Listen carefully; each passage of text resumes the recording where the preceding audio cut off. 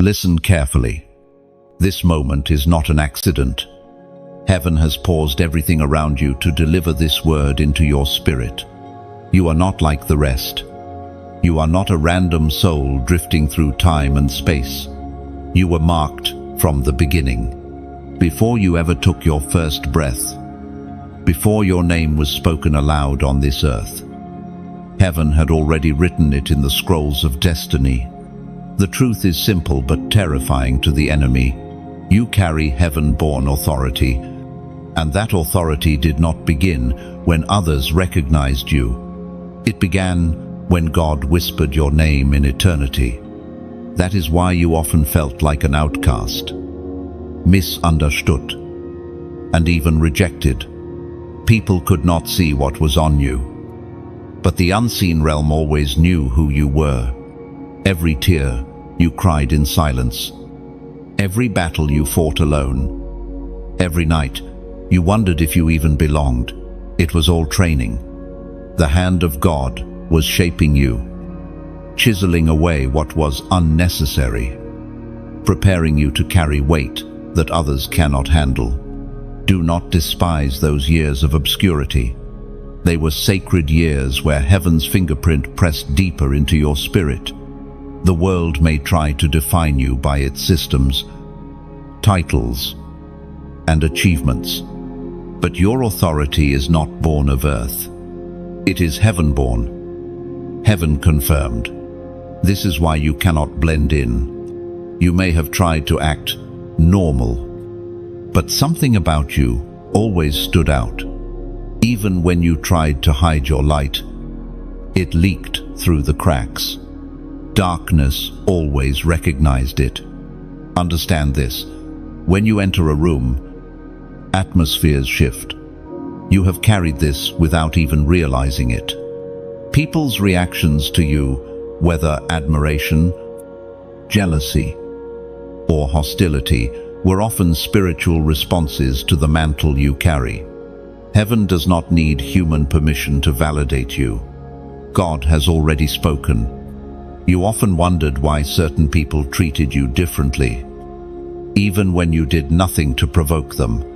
It wasn't your personality, it was the light you carried. Your very presence convicts darkness, exposes hidden motives, and stirs what is asleep in others. This is why you felt both drawn to and resisted by people. Heaven's mark on you makes neutrality impossible. When you step into an environment, chains start rattling. Demons recognize before humans do that a chosen one has arrived. They panic, they whisper, they scramble, because heaven has confirmed your authority. That stirring you feel when you enter unfamiliar spaces is not anxiety. It is heaven shifting the unseen realm to align with your assignment. You are the disruption to darkness. You were never meant to blend in because blending in would diminish the call on your life. Every time you tried to hide, God allowed situations to pull you back into visibility. That spotlight you dislike is not about fame, it's about function. Heaven did not raise you to be invisible, it raised you to be unignorable. Darkness cannot resist your presence. This authority is not about titles, pulpits, or human recognition. It is about atmosphere, alignment, and heaven's backing. When you speak, even casually, there is weight in your words. When you pray, invisible walls crack. When you worship, the spiritual climate shifts. That is what heaven-born authority looks like. It is not forced. It is natural, because heaven flows through you. So stop apologizing for being different. Stop questioning why you cannot fit in with the crowd. You were designed to stand out, to carry something rare, to disrupt the ordinary. Every glance of resistance, every whisper of opposition is a confirmation that you are carrying what others cannot. Your uniqueness is not a burden, it is heaven's seal stamped boldly upon you. The Word of God declares in the book of Psalms, chapter 139, verse 16, "Your eyes saw my unformed body. All the days ordained for me were written in your book before one came to be." Let this truth sink into your heart. You were not born by chance. Your steps are not random. Even your failures, your detours, your hidden pains, heaven foresaw them all and wove them into your preparation. What others see as wasted years, heaven sees as sacred investment. You may wonder why the attacks on your life were so relentless, even from childhood. It is because the enemy discerned what you carried. He saw the seal of heaven on you long before you did. That is why storms raged around you. That is why certain people tried to break you down. That is why rejection followed you. It was not personal. It was prophetic. But hear this, what God ordains, no force of darkness can overturn. You are still here. You are still standing. That is proof enough that heaven's authority is breathing through you. You have been kept for this very moment. Chosen one. Your journey is not just survival, it is divine preparation. You are stepping into a season where heaven will confirm openly what has long been hidden privately. Doors will open, not because of connections or credentials, but because heaven himself unlocks them. Authority is about to speak through you in ways that even you did not expect. But authority requires alignment. This is your call to stop shrinking back.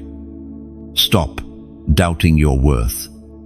Stop apologizing for who you are. It is time to stand in what heaven already declared. This is the season to walk boldly, to speak boldly, to move boldly, not in arrogance, but in confidence of the one who chose you. Do not delay. Do not procrastinate. The time for hesitation is over. Heaven has been patient with your doubts, but the hour has come for you to rise. You have been marked for such a time as this, and heaven is confirming it now. If this word touches your spirit, if you feel the fire stirring inside of you, I urge you, step into agreement. Do not keep silent. Let heaven know you hear this call. Beloved, type in the comments right now the prophetic number 777 as a sign that you align with your heaven-born authority. And before you move on, I invite you, like this message, share it, so other chosen ones awaken, and subscribe so you do not miss the confirmations heaven will keep sending your way. Your journey has only just begun, and you will need these reminders to keep walking in strength. You are not ordinary. You are chosen. You are marked, and your authority is heaven-born. Heaven confirmed. Chosen one. Heaven has been whispering over your life from the very beginning. Those whispers were not random thoughts, coincidences, or fleeting feelings. They were confirmations, subtle and persistent, like threads weaving through every season of your existence. Heaven always knew how to reach you, even when you weren't listening. Think back to the moments you almost gave up, but something invisible pulled you through. That gentle nudge that told you, not yet. That unexpected comfort that arrived right when you felt empty. That sudden wave of strength you could not explain. These were not accidents. These were whispers from the throne. Heaven's way of reminding you that you are marked. Sometimes the whispers came as peace in the middle of chaos. Other times, they came as conviction that pierced through your rebellion. There were moments where you tried to silence them, Moments where you wanted to drown them out with noise, distraction, or rebellion. Yet they always found you. Heaven's whispers are relentless, because heaven's love is relentless. Do you remember the times when you encountered words, songs, or even strangers who spoke directly to your soul? They didn't even know why they said what they said. But you knew. You felt it in your spirit. Heaven was confirming something you couldn't yet explain. These divine appointments were not coincidence. They were heaven's fingerprints. Heaven's whisper is not always loud. It rarely shouts. Instead, it lingers in the background, persistent, like a heartbeat. It is why, even in your darkest seasons, you could not fully run away. Something deep inside you kept calling you back. You tried to live like everyone else, to numb the ache. But you were never able to silence that inner voice completely. That voice was heaven reminding you, you are chosen. And the Spirit spoke through the prophet Jeremiah. Chapter 29, verse 11. For I know the plans I have for you, declares the Lord. Plans to prosper you and not to harm you. Plans to give you hope. Do you see? Even before you ask the questions, the answers were written. Before you wrestled with doubt, the promise had already been spoken. Before you stumbled in mistakes, heaven had already accounted for your restoration. This is the whisper that has carried you. Hope, a future, a divine plan that no enemy can erase. Many times you thought you missed your chance. You thought you had gone too far, waited too long, or failed too deeply. But the whisper of heaven is this: nothing can disqualify you from what heaven has written. You may have delayed, but you have not been denied. Heaven's confirmation is stronger than your detours. There were moments when you prayed and heard nothing, yet signs surrounded you in other ways. The closed doors were whispers. The relationships that ended were whispers. The sudden shifts you didn't understand were whispers. Heaven speaks not only in what enters your life, but also in what is removed from it. Chosen one, pay attention. The whispers of heaven are not random, they are strategic. God knows how to position you through gentle nudges rather than force. He guides you with invisible strings, aligning you with places, people, and moments that shape your destiny. That is why, when you look back, you realize certain turning points only made sense in hindsight. Think of the times when you narrowly avoided disaster. You thought it was luck, but heaven was whispering, protecting you from what would have destroyed you. Think of the opportunities you thought you lost, only to see better ones open later. Those delays were whispers, heaven saying, not this way, not yet. Oh, the whisper is not always easy to trust, because it asks you to walk by faith, not sight. And yet, every time you obeyed that whisper, doors opened, strength appeared, and your path lit up. Heaven confirms authority not with human applause, but with divine alignment. Even your hunger for something greater, your refusal to settle, is a whisper. Others may be content with ordinary living, but you cannot be. You feel restless when you drift too far from your calling. That restlessness is heaven pulling you back to alignment. It is not dissatisfaction, it is destiny pressing on your spirit. Whispers grow louder when you finally listen. The more you quiet the noise of distraction, the more you notice them. Heaven is not absent, it is speaking constantly. weaving confirmations into your daily life. That sudden verse that jumps off the page, that dream that feels different from others, that stirring in your spirit when you hear truth. All of these are heaven's whispers reminding you of who you are. Chosen one. The enemy hates these whispers. He tries to drown them in fear, doubt, and confusion. He tries to make you question whether it's really God or just your imagination. But deep down, you know, the voice of heaven may be subtle, but it carries peace. It carries assurance. It carries light. Remember this: authority is not only confirmed by fire and thunder. Often, it is confirmed by whispers that only your spirit can detect. Heaven chooses to speak softly to train you to listen deeply.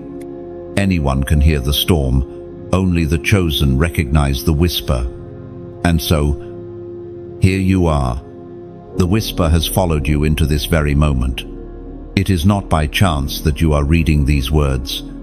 Heaven arranged this intersection to remind you again: you are chosen, you are sealed, you are confirmed. You may not have seen the full picture yet, but the whispers are building to a greater revelation. You are not lost. You are not forgotten.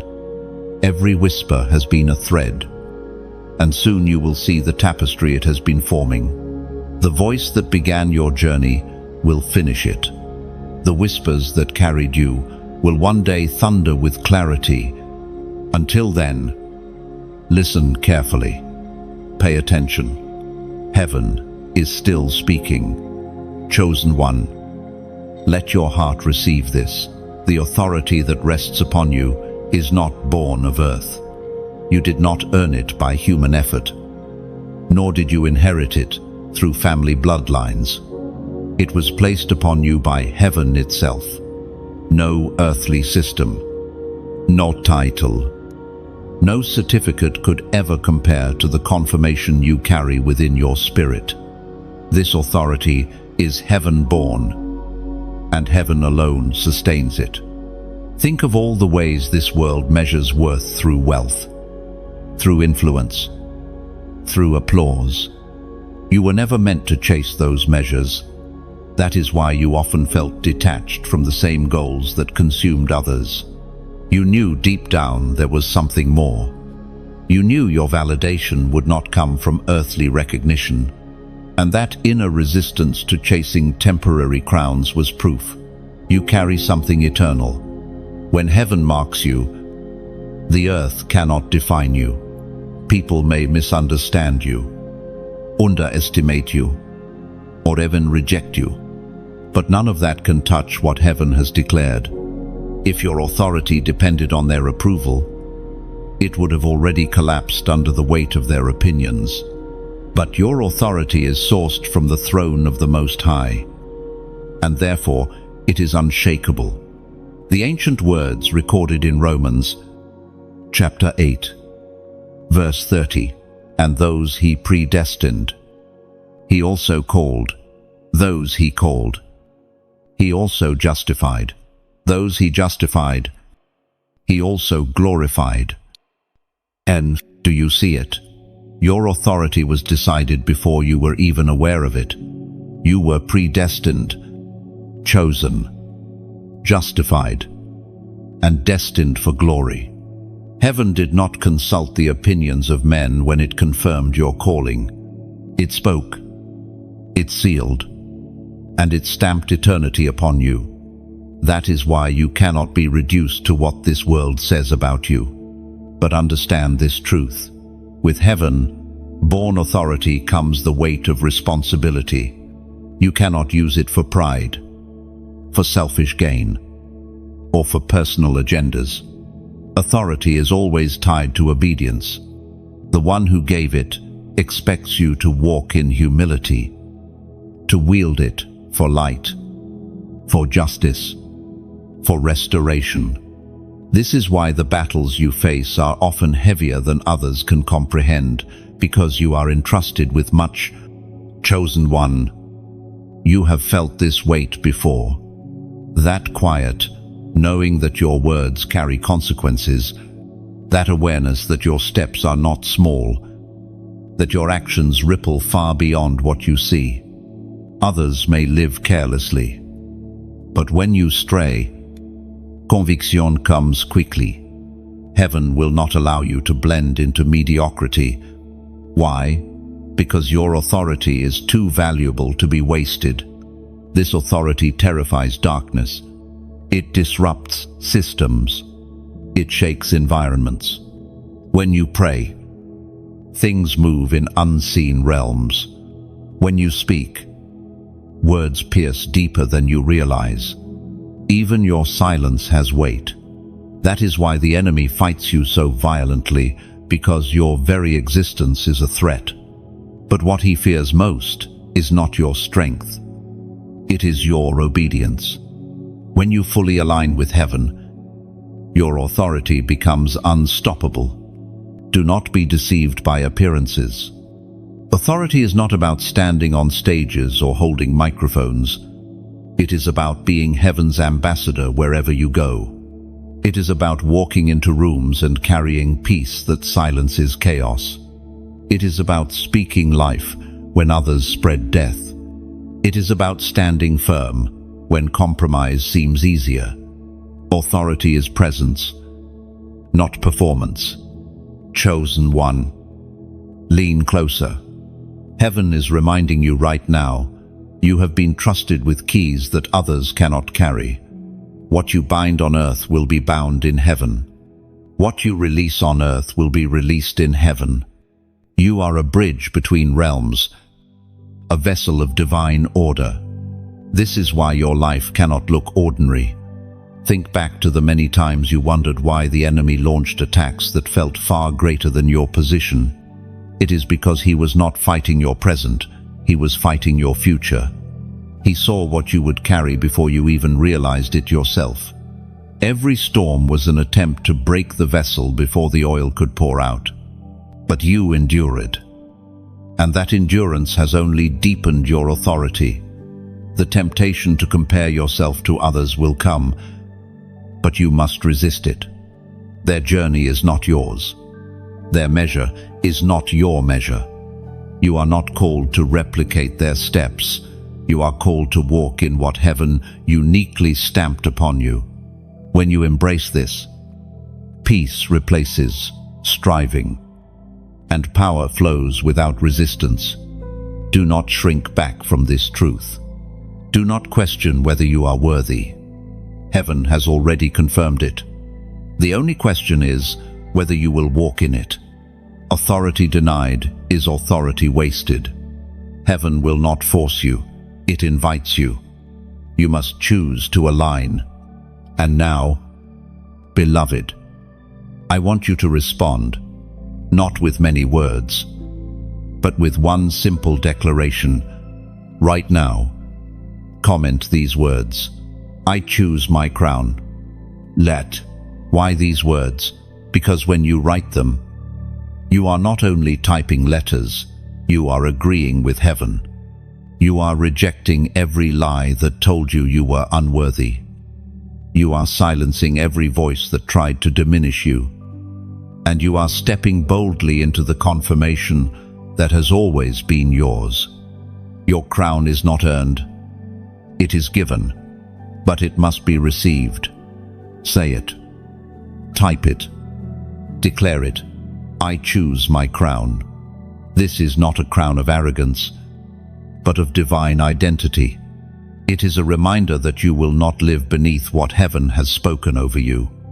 It is a statement to every realm, seen and unseen, that you accept the mantle, the authority, and the destiny written for you. Do you feel the weight of this? Heaven is not calling you to wait for validation anymore. It is calling you to walk in it now. Not tomorrow. Not someday now. Every whisper, every battle, every confirmation has led to this moment. Authority is not future tense. It is present reality. Step into it boldly. Chosen one. Your life is about to shift.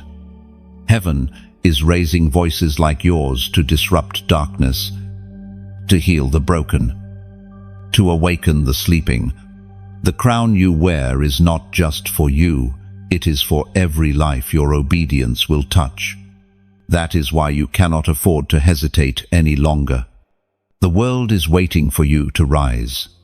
And as you rise, remember this: the authority you carry does not rest on your perfection, but on His promise. It does not flow from your achievements, but from His choice. You are chosen, you are marked, and your authority is heaven-born, heaven-confirmed. Let this truth settle deeply within you, and never again question what has already been written. Chosen one. Every battle you endured, every hardship that seemed too heavy to carry, was never wasted. They were not punishments, nor were they meaningless interruptions to your life. They were training grounds, holy classrooms, where your soul was prepared for the authority heaven had already ordained for you. Authority without testing is fragile, but authority forged in fire becomes unshakable. There is a reason your struggles felt heavier than most. You have carried weights others could not survive because your destiny demanded it. Think of the lonely nights when no one understood your pain, the silent tears that fell where no one could see. Those were not signs of abandonment, they were signs of divine preparation. Heaven was molding you in secret, strengthening you in silence, so that when your voice would rise, it would carry power that no enemy could ignore. Consider the times you were misunderstood. Even by those closest to you, you longed to explain yourself, but words failed. You wanted to be seen for who you truly are, but instead you were misjudged. Yet even in those moments, heaven was at work. Being misunderstood was a refining fire, stripping away the need for human approval so that your heart could anchor in divine confirmation. The voice of God thundered in the book of Exodus, chapter 14, verse 14. The Lord will fight for you. You need only to be still. Do you see the pattern? When the battles seemed impossible, when you felt cornered and helpless, heaven was teaching you reliance. Your authority does not come from your own strength, but from the one who fights for you. The moments of helplessness were not failures, they were revelations. They taught you that real power flows not from striving, but from surrender. The trials were never meant to break you, they were meant to awaken you. Hardship forces you to discover strength you did not know you carried. Opposition reveals endurance that was hidden until tested. Pain becomes the very soil where resilience grows. What looked like defeat was actually an unveiling of your capacity to carry heaven's mantle. Think back to seasons where you felt stripped of everything: familiar relationships, opportunities, even your sense of stability. Those seasons were not accidents. They were the chiseling away of excess weight. Authority requires clarity, and heaven will remove what clouds your vision. Each loss was not subtraction, it was alignment.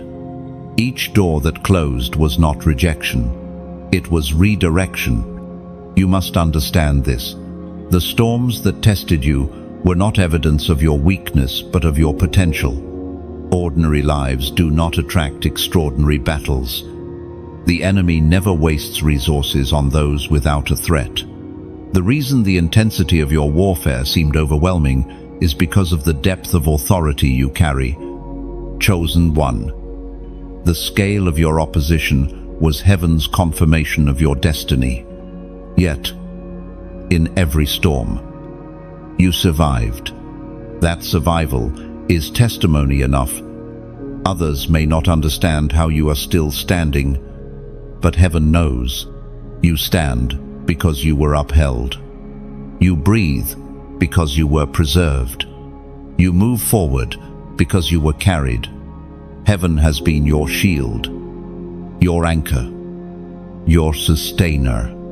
And every scar you bear is not shame, it is evidence that you are battle-tested, ready to wield authority with wisdom and compassion. Do not despise your scars. They are sacred reminders of the journey that brought you here. They remind you of nights you thought you would break, yet you endured. They remind you of voices that told you it was over, yet you rose. They remind you of pain that should have crushed you, yet you emerged stronger. Scars are not signs of defeat, they are seals of survival. And now, those scars are part of your authority. They are why your words carry weight, why your prayers cut through darkness, why your presence brings hope to others.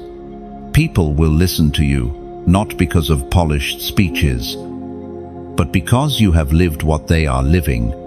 Your authority is not theoretical, it is experiential. You carry the credibility of survival. Chosen one. Every battle tested your foundation, and each time you discovered that it stood firm. You may have wavered, you may have stumbled, but you never collapsed. That is because your roots go deeper than you realize. The storms revealed your foundation in God's promises, and now nothing can uproot you. What was meant to bury you only drove you deeper. Do you realize how dangerous this makes you to the enemy? A believer who has been tested and remains standing cannot be shaken easily. You no longer panic at the first sign of trouble. You no longer collapse under pressure. You have seen too much of God's faithfulness to doubt Him now. That endurance is your secret weapon, and it fuels the authority you carry. Every moment of silence from heaven trained your ears to listen more deeply. Every delay trained your patience. Every loss sharpened your discernment.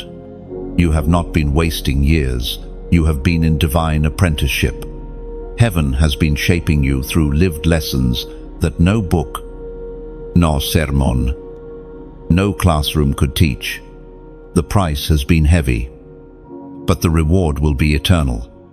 Now, as you step into your calling, never forget where your strength comes from.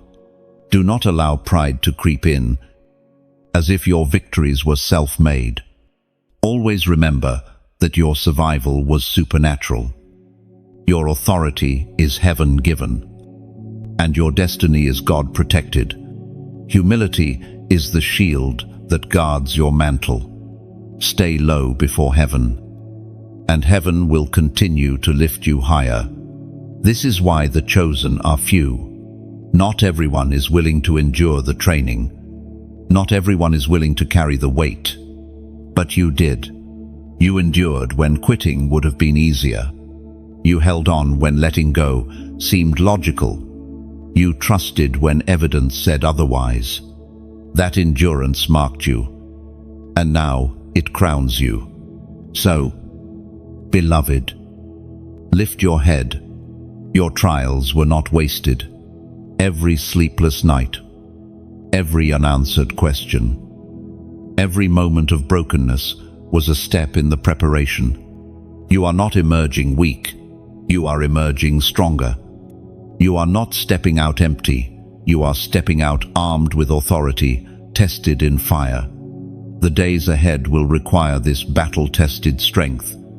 The mantle you carry is heavy, but you are ready. Do not look back in bitterness. Look back with gratitude, knowing that what once hurt you has now equipped you. You survived for a reason. You were refined for a purpose. And now, the world will see what heaven has always known. You are chosen. You are sealed.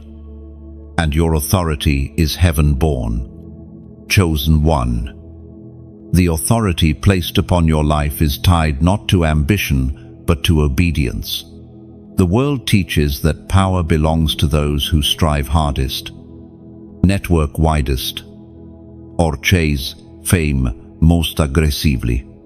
But heaven's kingdom is upside down. True crowns are not earned by climbing ladders of pride. They are received through surrender. The crown awaiting you is not the reward of self-effort, but the fruit of yieldedness to the will of God. There were times you thought you needed to prove yourself, to convince others of your worth. Yet every time you chased after human applause, emptiness remained. Why? Because your crown was never meant to be placed on your head by the hands of men. It is heaven alone that confirms your calling. Heaven alone that recognizes your authority. And heaven alone that places the crown upon your life. We are reminded through the writings of David in the Psalms, chapter 75, verses 6 and 7. For promotion comes neither from the east, nor from the west, nor from the south. But God is the judge. He puts down one and sets up another. Oh, do you see it? Your elevation does not depend on earthly systems. It does not depend on who approves of you or who overlooks you. It is God who raises up. It is God who places crowns. The crown that waits for you is heaven-forged, and it cannot be stolen by envy, blocked by opposition, or delayed by human oversight. But here is the truth many resist. Before the crown is placed, surrender must be proven. Authority without surrender leads to corruption. This is why you endured seasons where God asked you to lay things down. Maybe it was relationships that pulled you off course, or ambitions that would have distorted your vision, or habits that weakened your spirit. Each letting go felt like loss. But in reality, it was making room for the weight of the crown. Chosen one. Obedience is costly. It demands sacrifice when no one else understands. It requires trust when answers seem unclear. It asks for faith when circumstances shout doubt. But every act of obedience carves your character, strengthens your spirit, and aligns you with heaven's design. Each yes in secret becomes a jewel embedded into your crown. Perhaps you are wondering why the journey to your crown has felt delayed. Heaven wants you to understand that the delay was not denial. It was preparation. You cannot carry what you are not ready for. And readiness comes only when obedience outweighs ambition. If your motive is the crown itself, the weight will crush you. But if your motive is to honor the one who crowns, then authority will flow through you effortlessly. Remember the life of David. He was anointed king while still a shepherd. Yet he waited years before the crown touched his head. Those years were not wasted. They were shaping him, teaching him humility, and preparing him to reign with wisdom instead of pride. Your story carries the same rhythm. The anointing marked you early, but the crown requires process. The enemy knows this, which is why he tries to tempt you into shortcuts, crowns without surrender, recognition without obedience, platforms without process. Resist them. Anything gained outside of God's timing becomes a curse instead of a blessing. Trust the process. Heaven has not forgotten you. The crown is secure. And chosen one. Do not underestimate the beauty of quiet obedience. You may not see immediate results. Others may not applaud your sacrifice. But heaven sees. Every unseen yes is celebrated in heaven's courts. Every hidden surrender writes your legacy. And when the crown finally rests upon your head, it will carry a weight that silences every doubt. every fear, every question. Now pause for a moment. Can you feel that tug in your spirit, that gentle reminder that this crown is real, that this journey is holy, that this authority is heaven-born? It is not fantasy. It is not imagination. Heaven has confirmed it again and again. You are not chasing shadows. You are stepping into divine reality. And because this word is too sacred to keep hidden, I want to pause here and gently ask, share this message. Share it with those who need to remember that surrender leads to crowns. With those who think they are forgotten. With those who feel unseen. You may never know who will find hope because you chose to pass this on. If these words have stirred something inside you, take a moment also to like and subscribe. Not for vanity, but so you stay connected to the flow of reminders. Heaven is sending your way. Each message is a piece of your journey. Each one a thread in the larger tapestry. Staying connected ensures you won't miss what heaven is releasing in this hour. Chosen one, lift your eyes. The crown is closer than you think. Every step of obedience, every hidden surrender, every unseen act of faith has brought you closer. Do not despise the process. Do not rush ahead of timing. Let patience do its perfect work.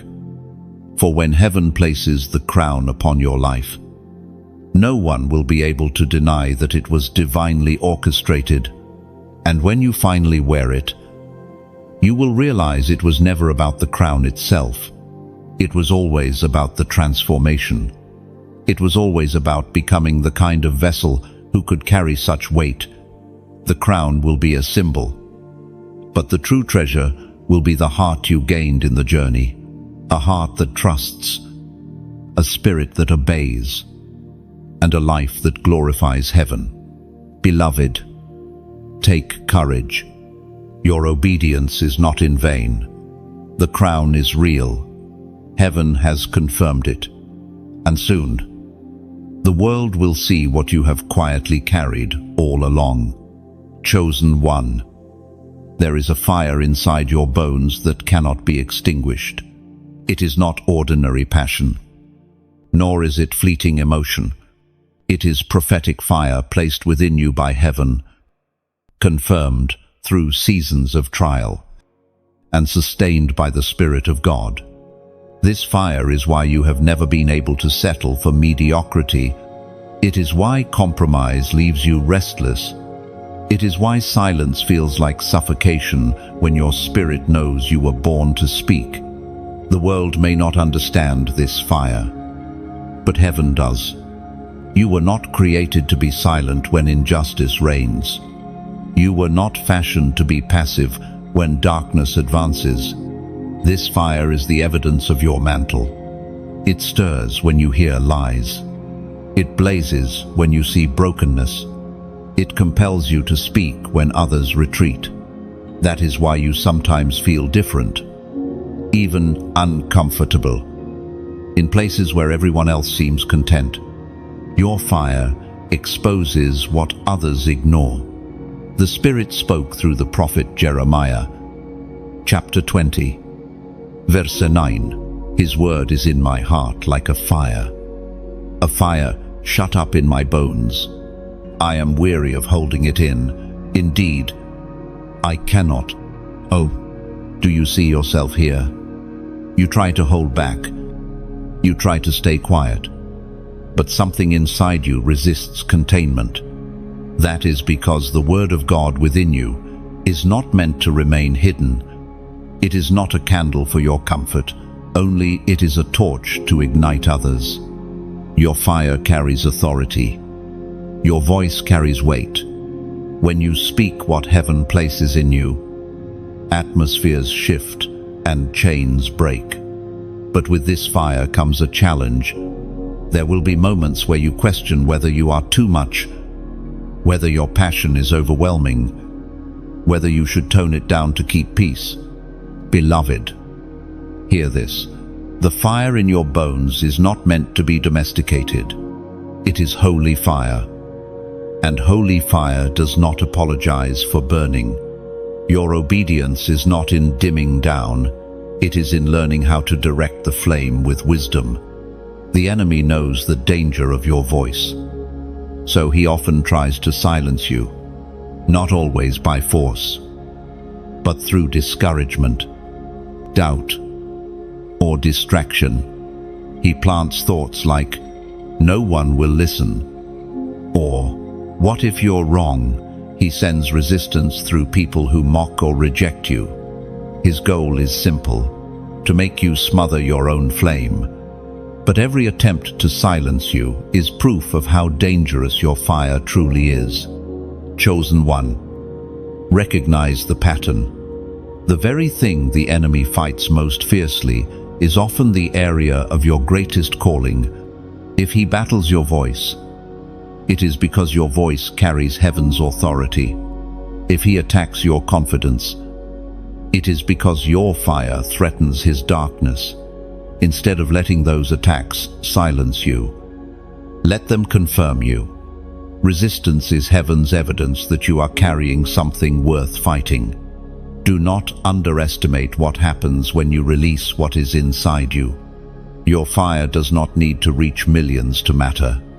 It only needs to touch the lives heaven assigns to you. Sometimes it will burn in public. Sometimes it will blaze in private. But either way, it fulfills its purpose. Even a single spark can ignite a wildfire. Even one act of obedience can set a generation free. And so, beloved, I call you to declare your agreement. Heaven is stirring your fire again. And it is time to say yes. Right now, type in the comments 444. Why this number? 4 is a number of foundation, stability, and divine order.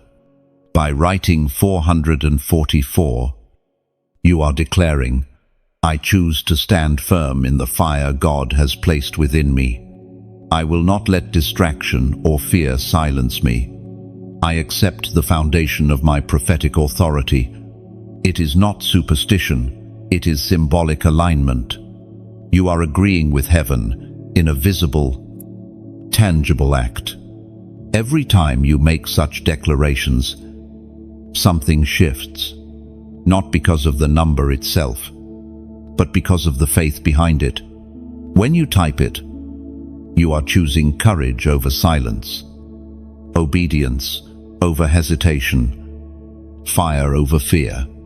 Do not underestimate the weight of this small act. It is a prophetic echo that reverberates in the unseen realm. Chosen one, you must also understand that your fire is not for destruction, but for purification. It burns away what is false.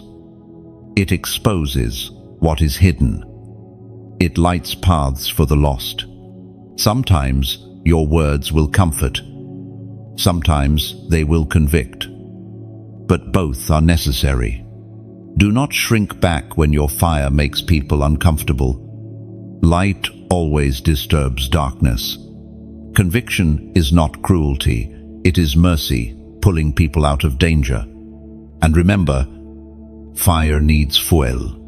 If you neglect your intimacy with God, if you disconnect from the source, your fire can flicker. That is why your seasons of prayer, fasting, and worship are essential. They are not religious duties, they are refueling moments. The more you dwell in His presence, the stronger your flame burns. The enemy cannot quench what heaven keeps fueling. But do not confuse your fire with mere emotion. Emotions rise and fall.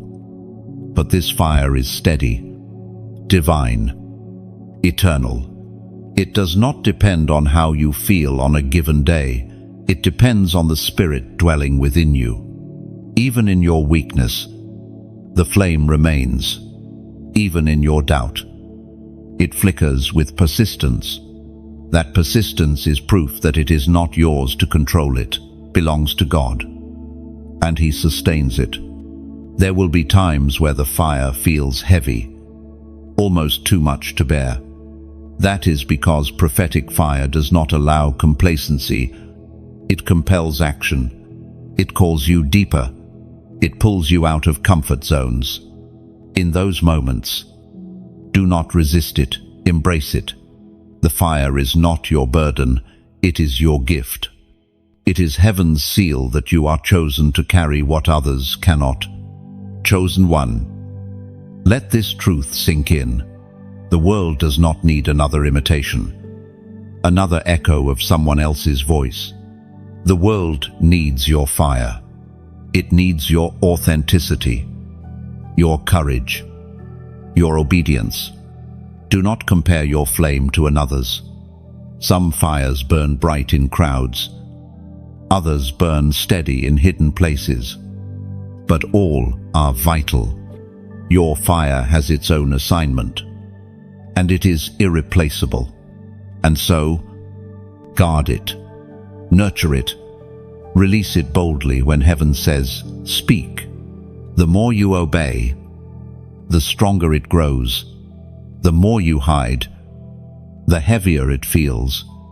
Let this be the season where you no longer apologize for what you carry. You were never meant to be silent. You were meant to burn. Chosen one. Let your fire testify. It is proof that heaven has placed something eternal within you. It is evidence that you are marked, sealed, and chosen. It is confirmation that your authority is heaven-born. Do not hold back. Do not smother it. Let it blaze. Because the world needs the light you carry. Chosen one. You know what it feels like to be set aside. Rejection has followed you like a shadow. You've carried the sting of being overlooked, misunderstood, even cast aside by people who should have celebrated you. And yet, what they dismissed, heaven has exalted. What was rejected by man has been confirmed by God. The stone the builders refused has become the cornerstone. You must understand this. Rejection is not evidence of your lack. It is confirmation of your uniqueness. Ordinary people blend into the crowd. Chosen ones cannot. Their very presence unsettles environments. Their very spirit resists conformity. Rejection has not been your enemy, it has been your redirection. It removed you from places where your crown could not fit, where your voice would be silenced, where your authority would be diminished. At times, the pain of rejection made you question yourself. You asked, "What is wrong with me? Why don't they accept me? Why does it feel like I don't belong anywhere?" But the answer was never about what was wrong. It was always about what was different. You were not designed to fit in, because blending in would have buried the calling you carry. The apostle reminds us in his letter to the Corinthians, first letter, chapter 1, verse 27, "But God chose the foolish things of the world to shame the wise. God chose the weak things of the world to shame the strong." Lane, do you see it now? Heaven's pattern has always been to lift what the world rejects, to take the overlooked and crown them with purpose, to take the underestimated and fill them with power. You were not passed over, you were preserved. You were not excluded, you were set apart. Think back to the relationships that crumbled, the circles that pushed you away, the opportunities that never opened. At the time, it felt like loss, but in truth, it was deliverance. Heaven was removing you from places where your authority would have been wasted. Every rejection was heaven saying, "Not here, not with them, not in this way." Rejection often feels like isolation, but isolation is holy ground for the chosen. It is in the wilderness that prophets learn to hear the voice of God without distraction. It is in caves of hiding that warriors find their true strength. It is in the silence of solitude that heaven pours fresh oil. You have walked through these seasons not as punishment but as preparation. Chosen one. Imagine if every door had opened for you. If every group had embraced you. If every person had celebrated you. Would you have sought heaven so deeply? Would you have learned to trust his voice above all others? Would you have discovered the fire within when applause could have lulled you to sleep? No. It was rejection that trained you to seek affirmation from heaven alone. The enemy wanted you to believe that rejection was proof you were unworthy. But in truth, it was the opposite. You were too valuable to be wasted in the wrong place. You were too rare to be buried under imitation. You were too marked to be trapped in mediocrity. Rejection has been your refining, your redirection, your confirmation. And now, when you look back, you can see the pattern. Every no led to a greater yes. Every closed door protected you from hidden dangers. Every person who walked away made room for divine alignment. What you thought was loss was preservation. What you thought was the end was a new beginning. Chosen one. Rejection has also birthed compassion in you, because you know what it feels like to be cast aside. You carry a heart for the broken, the overlooked, the silenced. Your authority does not carry arrogance, it carries empathy. You do not rule from pride, but from understanding. Your scars allow you to reach those who feel abandoned, to show them that heaven has not forgotten them. Do not despise your story. Every painful chapter is a testament that heaven writes redemption into rejection. When people said, "You will never be enough," heaven whispered, "You are more than enough." When others said, "You don't belong here," heaven declared, "You belong to me." When voices said, "It's over," heaven spoke, "It has only just begun." Even now, as you reflect on the wounds of rejection, something stirs within you. That stirring is heaven's reminder. Those wounds have healed into weapons. They are no longer open scars. They are testimonies. They prove that no human opinion can override heaven's decree. Chosen one, let your heart rest in this truth.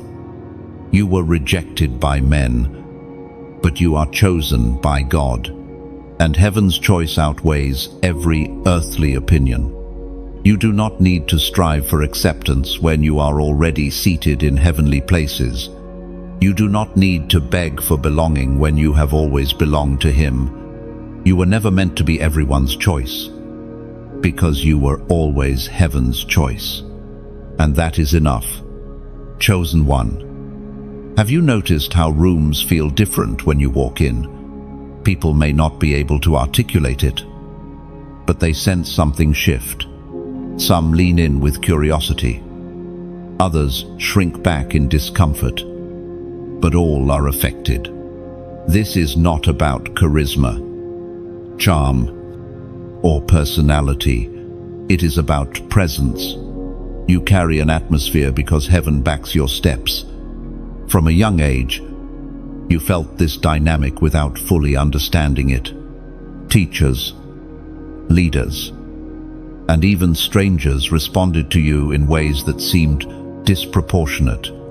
Some favored you without cause, while others resisted you with unexplainable hostility.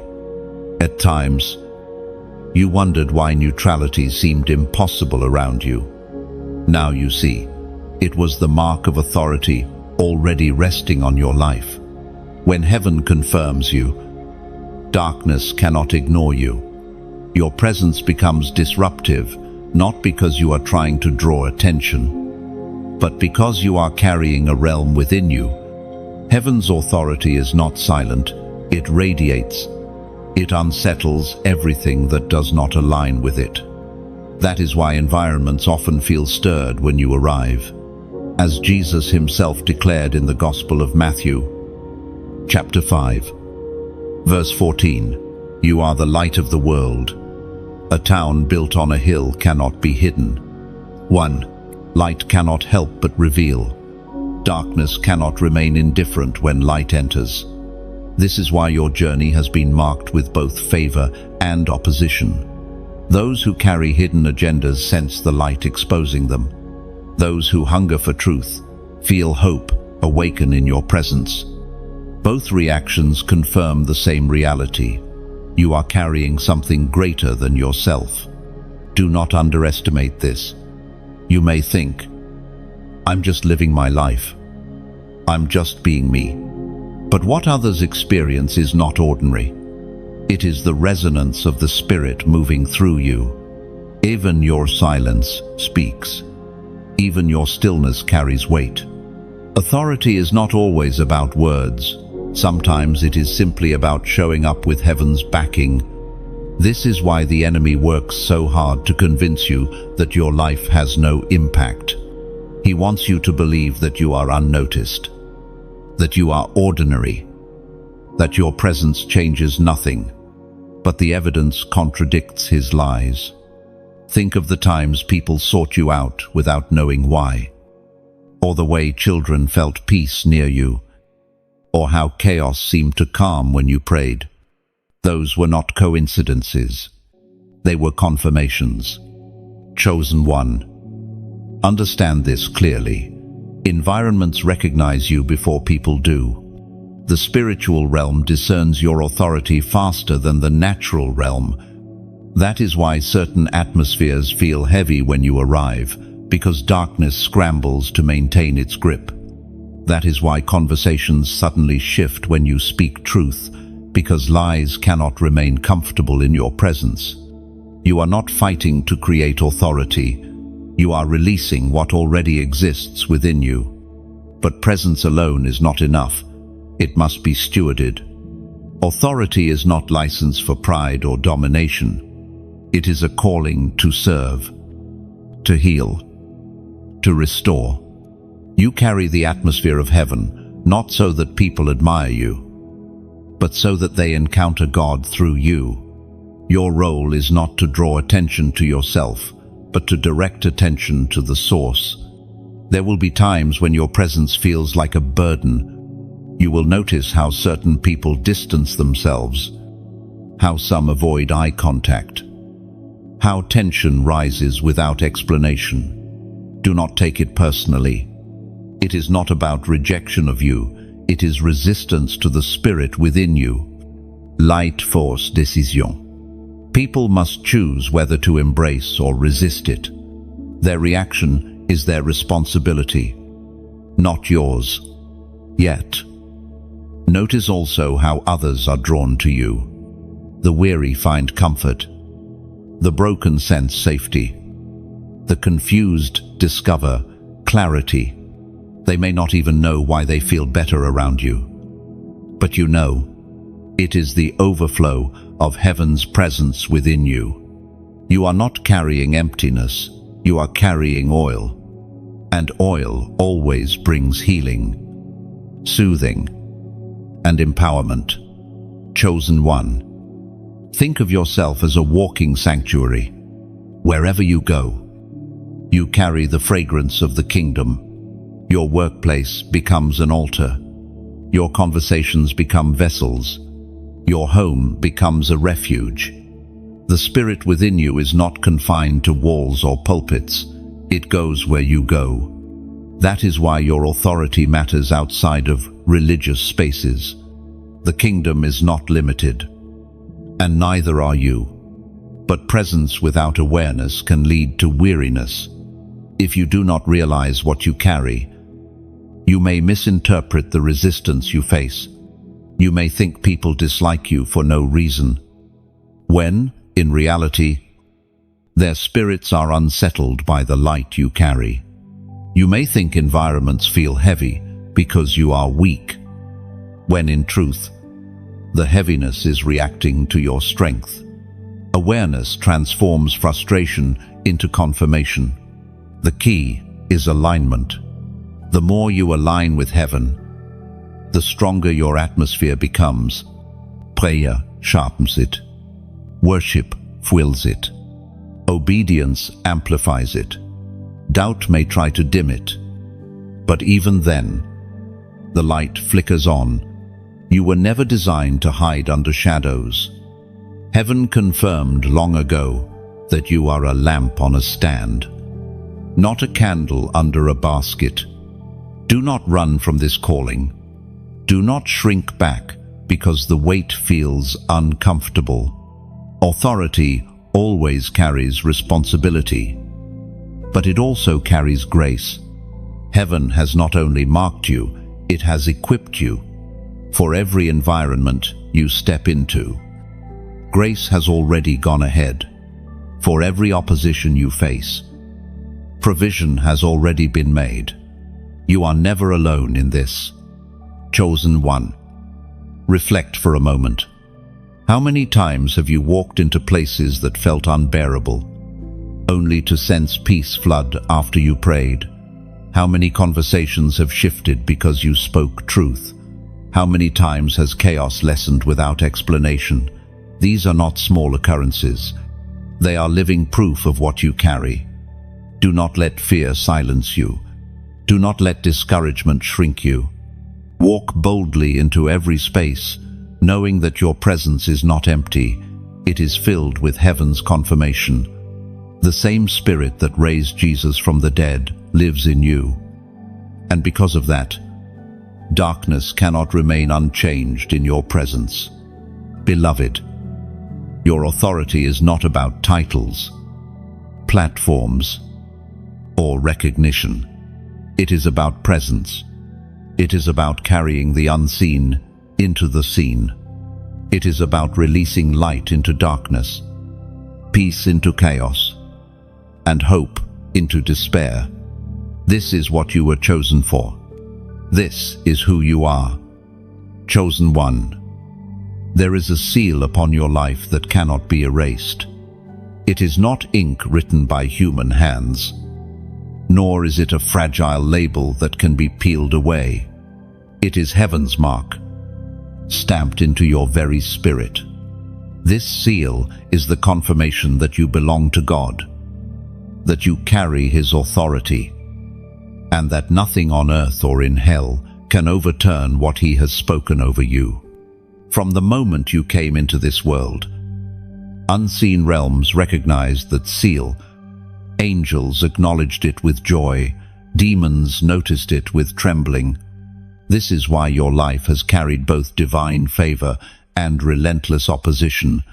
You were not born neutral, you were born marked. Heaven claimed you before the world tried to name you.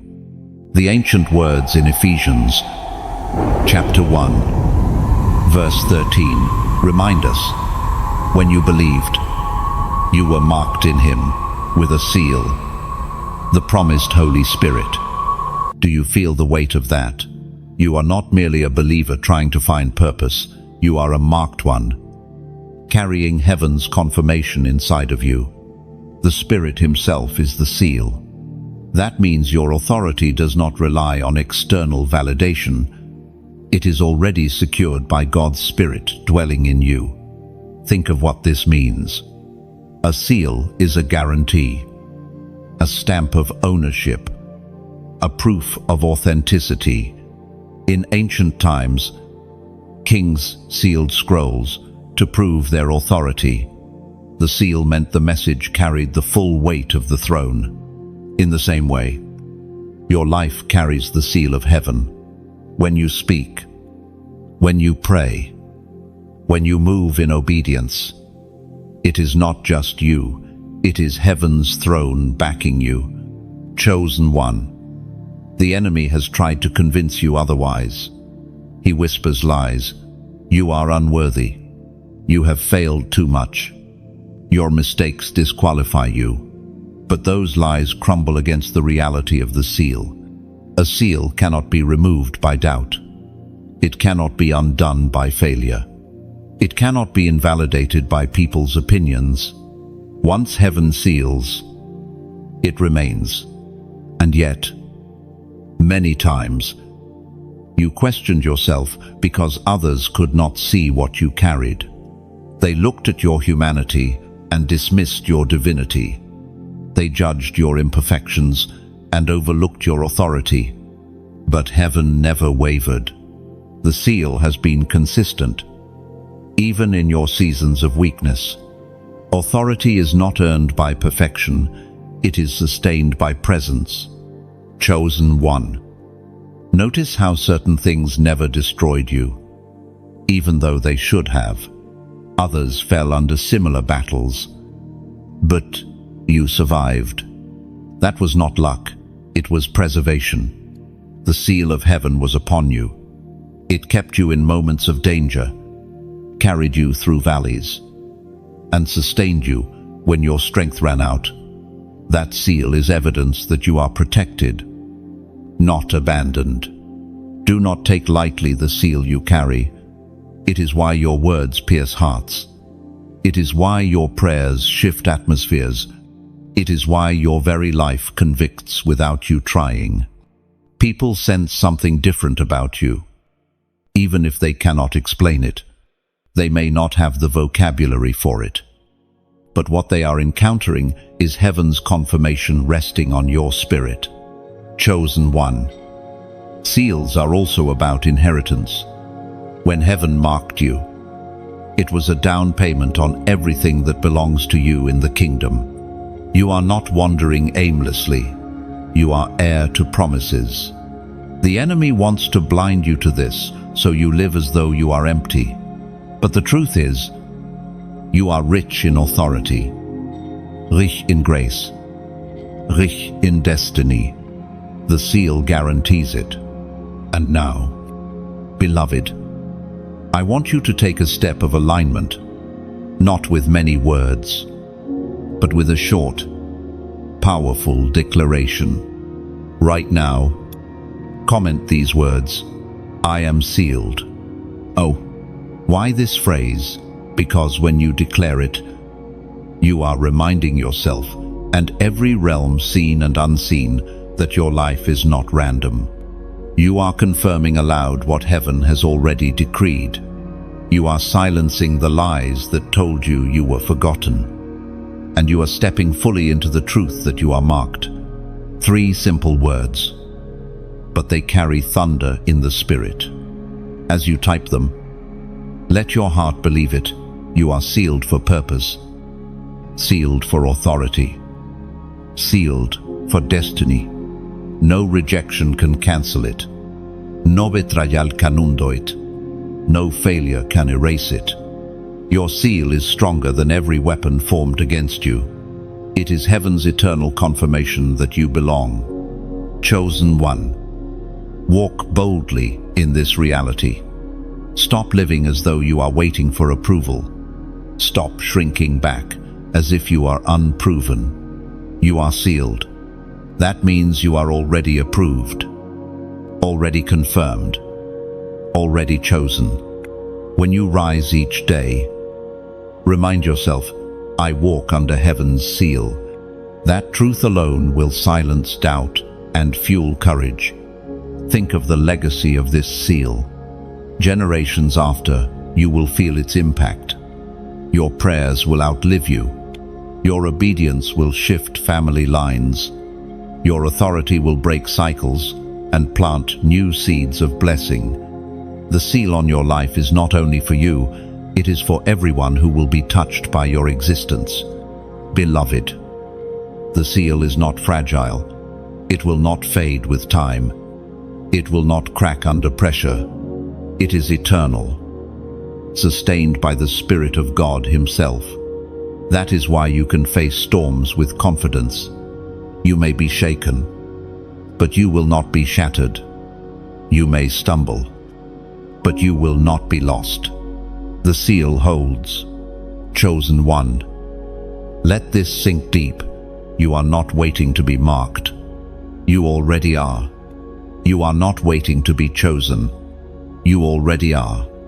You are not waiting for confirmation. You already have it. Walk in that truth. Live from that reality. Let the seal of heaven be the foundation of your authority. You are marked. You are sealed. You are chosen. Forever. Chosen one. Listen carefully. You are not walking alone. Every step you take, every word you speak in alignment with heaven, is witnessed by an unseen army. You may feel small. You may feel outnumbered. But the truth is this: heaven's angels stand as witnesses to your destiny. You are not fragile. You are backed by heaven's hosts. Think about the countless times danger brushed past you but could not touch you. How many accidents were avoided without explanation? How many attacks failed before they reached you? You saw only fragments of the story. But behind the veil, heaven's armies were surrounding you. Angels have been dispatched to guard, to guide, to war on your behalf. The Word of God declares in the second book of Kings, chapter 6, verse 16, "Do not be afraid, for those who are with us are more than those who are with them." This is the revelation that silences fear. The armies of darkness may appear vast, but they are outnumbered. You are never abandoned on the battlefield. Your authority does not stand alone. It is reinforced by divine legions. Every time you pray, heaven responds. Every time you decree truth, angels move. Every time you step into obedience, an invisible army advances with you. Chosen one. Recognize how powerful this makes you, not because of pride, but because of partnership. Your voice, combined with heaven's armies, carries unstoppable force. When you speak, angels respond. When you declare, they enforce. That is why your words carry weight beyond what you see. They are not just sounds in the air. They are commands in the spirit. This is why the enemy works so hard to silence you with fear, with doubt, with intimidation. He knows the moment you grasp the truth of your authority, his grip begins to break. He wants you to feel isolated so that you forget the legions that stand behind you. But if you could see what surrounds you, if you could glimpse even for a second the angelic hosts that move at heaven's command, you would never doubt again. Chosen one. Your prayers are not whispers into empty air. They are war cries that activate heaven's armies. When you intercede for your family, angels move to protect. When you speak life into hopeless places, angels strengthen the weary. When you declare healing, angels minister to the broken. You are not powerless. You are a commander under divine authority. And yet, this partnership requires alignment. Angels are not servants of human will. They respond to heaven's word. That is why your intimacy with God matters. When you align your words with His, heaven enforces them with power. When you speak outside of alignment, nothing stirs. Authority flows through obedience. That is why your time in prayer, worship, and surrender is vital. It sharpens your voice to echo heaven's decree. Chosen one. Pause and consider this. Every time you resisted giving up, angels were strengthening you. Every time you cried in silence, angels carried those tears as incense before the throne. Every time you fought battles unseen, angels stood guard around you. You were never unprotected, not even in your lowest valley. And now, As heaven begins to reveal your authority more openly, the angelic witness will increase. You will sense divine presence more clearly. You will notice supernatural alignment more frequently. And you will walk with greater confidence because you know you are not alone. Fear loses its grip when you realize you are outnumbering the darkness. Chosen one. Many around you do not understand why you are still standing. They do not see the shield that surrounds you, the army that escorts you, the hand of God that holds you. But you know, deep in your spirit, you can feel it. That is why you have endured storms others could not. That is why you have walked through fire and not been consumed. You are not preserved by chance. You are preserved by heaven's armies. This reality is not meant to make you arrogant but grateful. Authority is not a solo act. It is partnership with the divine. You are chosen. Yes, but you are also accompanied. Heaven confirmed you not only with a seal, but with witnesses. That is why you can step into any space with confidence. You do not step alone. Beloved, let me speak to your heart. If this message resonates with you, I ask you to share it not as routine, but as an act of alignment. Someone in your circle needs to be reminded that they are not abandoned. By sharing, you pass the torch of encouragement. By liking and subscribing, you ensure you remain connected to these words. Reminders that keep your fire alive when the world tries to smother it. This is not about building a platform. It is about building a community of the chosen. When you engage, you make space for others to find what their soul has been searching for. And as you do, you join in the same work the angels are doing, carrying light into darkness. Chosen one. Your crown is not future, it is present. Your authority is not pending, it is active. The angelic witness around you confirms it daily. Even now, as you read these words, heaven is aligning, angels are moving, and your spirit is being strengthened. You are not a victim of circumstances, you are a vessel of divine order. Walk boldly in this truth. Do not let intimidation silence your prayers. Do not let fear weaken your declarations. Remember, you are never outnumbered. The armies of heaven stand ready, confirming your authority with every step you take. And when the enemy whispers that you are weak, remind him of this: you are chosen, you are sealed, you are accompanied. You do not fight alone, for heaven itself fights with you. Chosen one. You have been entrusted with something weighty, authority that is not only personal, but generational. The battles you fight are not just for your own freedom, they are for the breaking of cycles in your lineage. What you overcome does not end with you. It echoes forward, shifting the future of those who come after you. Heaven has placed within you the power to stop what enslaved your family line and to establish what will bless generations to come.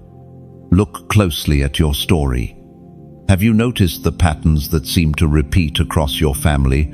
Cycles of addiction, of brokenness, of poverty, of silence, of fear. These are not coincidences.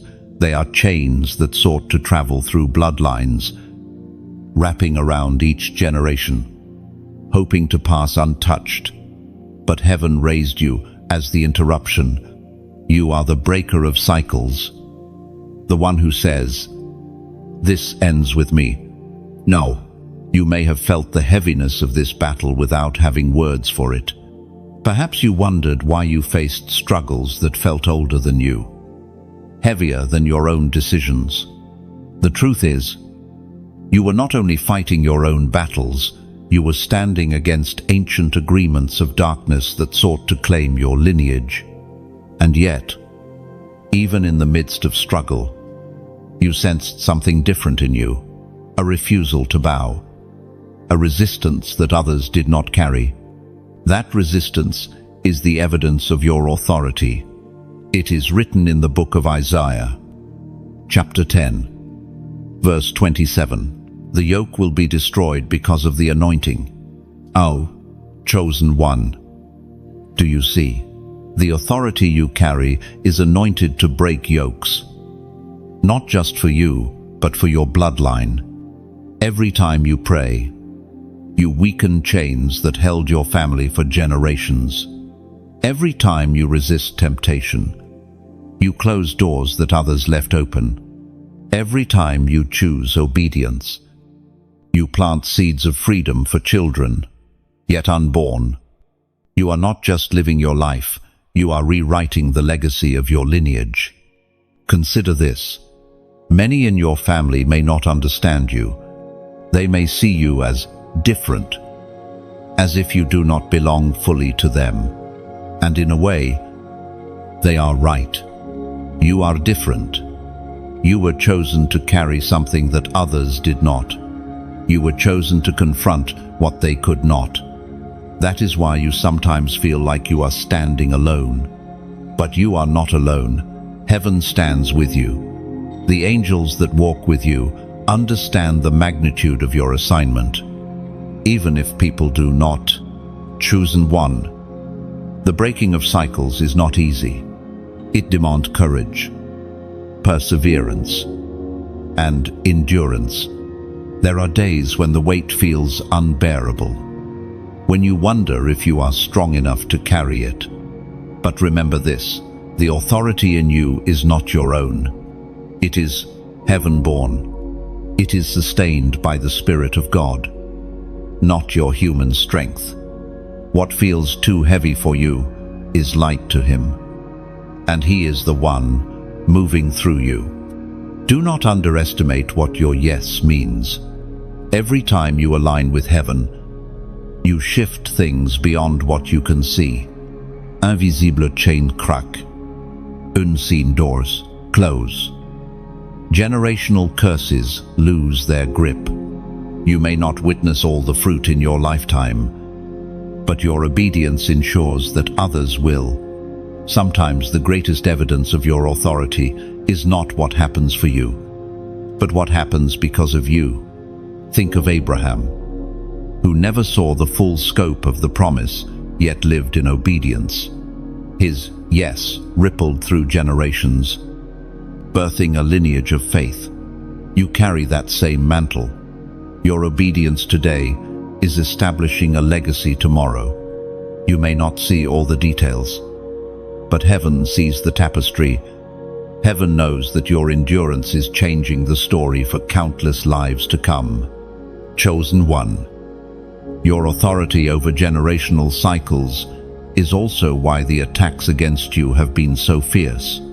The enemy is not only afraid of you, he is afraid of the freedom that will flow through you. He sees the children, the grandchildren, the spiritual sons and daughters who will walk in liberty because you stood firm. He sees the families that will be restored, the cycles that will be broken, the blessings that will flow. That is why he fights you so violently. He knows the cost of your victory. But beloved, the fight has already been decided. Heaven has declared your victory before the battle began. The seal upon your life guarantees it. You may stumble, you may grow weary, but the anointing remains. The yoke cannot withstand the oil. The curse cannot override the covenant. The darkness cannot prevail against the light. You are the interruption hell feared, and you are the vessel heaven delights in. So stand firm, even when the weight feels unbearable. Remember that you are not only standing for yourself, you are standing for every son, every daughter, every life connected to your obedience. When you pray, Envision the faces of those who will walk freer because of your surrender. When you fight, remind yourself that your victory multiplies. You are not just living a story, you are shaping a legacy. And one day, others will look back and say, because they endured, I walk free. Because they obeyed, I live in blessing. Because they chose faith, I am standing in light. Your life will become the testimony that shifts entire family trees. Chosen one, never forget, you are heaven's answer to the cycles that plagued your lineage. You are the breaker of chains, the carrier of light, the bearer of new beginnings. The weight you feel is real, but so is the authority you carry. And heaven has already confirmed that the anointing upon you is enough. So rise with courage. Lift your head. Take another step. You are not just surviving, you are breaking barriers. You are not just enduring, you are birthing freedom. You are chosen not only for yourself, but for generations. And heaven's seal upon you will never fade. Chosen one. Signs have followed you all your life. Patterns that repeat. Numbers that seem to echo. Dreams that revisit. Moments that feel divinely timed. Heaven has always been whispering to you. Not only through words, but through symbols. Through confirmations written into the rhythm of your days. You are not wandering aimlessly. You are being guided. Think about it. How many times did you glance at a clock and see the same numbers repeating? How often did you notice a sequence that stirred something in you? Others might dismiss it as coincidence, but your spirit knew better. These were not random alignments. They were heaven's way of saying, I am with you. Pay attention. According to what is revealed in the book of Proverbs, chapter 3, verses 5 and 6. Trust in the Lord with all your heart, and lean not on your own understanding. In all your ways, submit to him, and he will make your paths straight. Chosen one. These signs have been about alignment. Heaven uses them to remind you that your steps are ordered, that even when you cannot see the map, the path is being made straight. You have been marked, and heaven has been confirming it not just once, but again and again, until you could no longer deny it.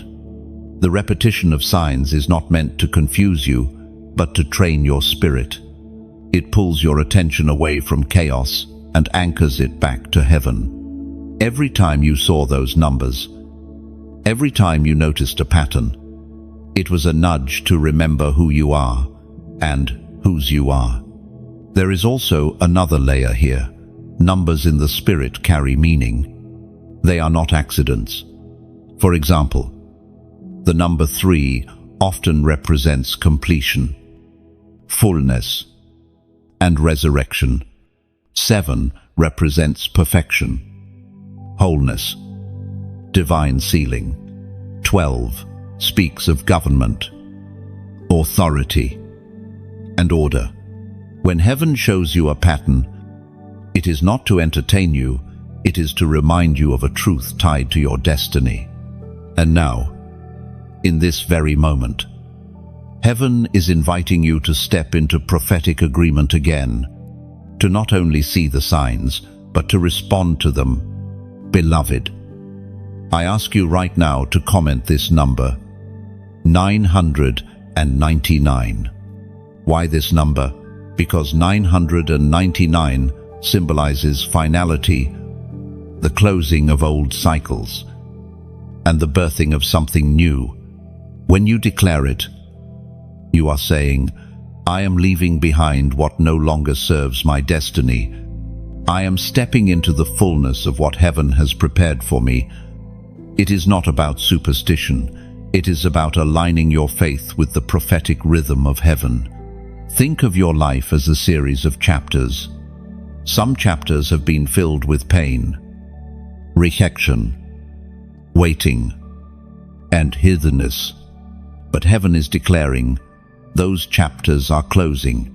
999 is the seal that says, this season is finished.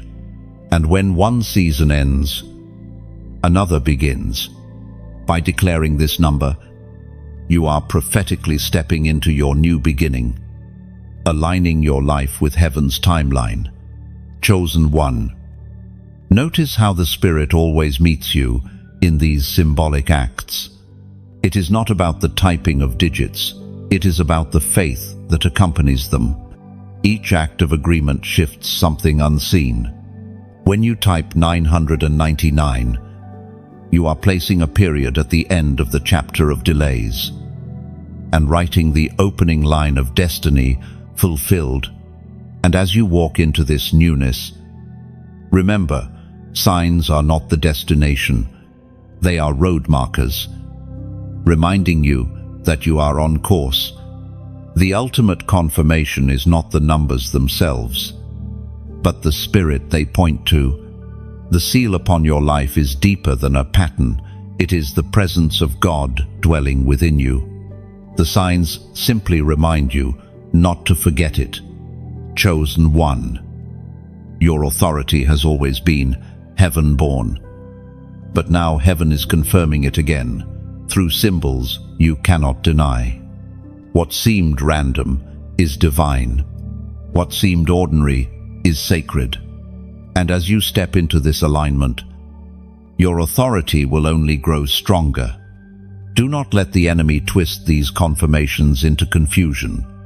He would love to make you doubt, to dismiss what you have seen, to bury it under logic. But faith knows better. Faith recognizes when heaven is speaking, even in subtle ways. Trust that what you have noticed has meaning. Trust that the Spirit will continue to guide you. And even when signs are absent, remember the greater truth. You are still sealed. You are still chosen. You are still backed by heaven.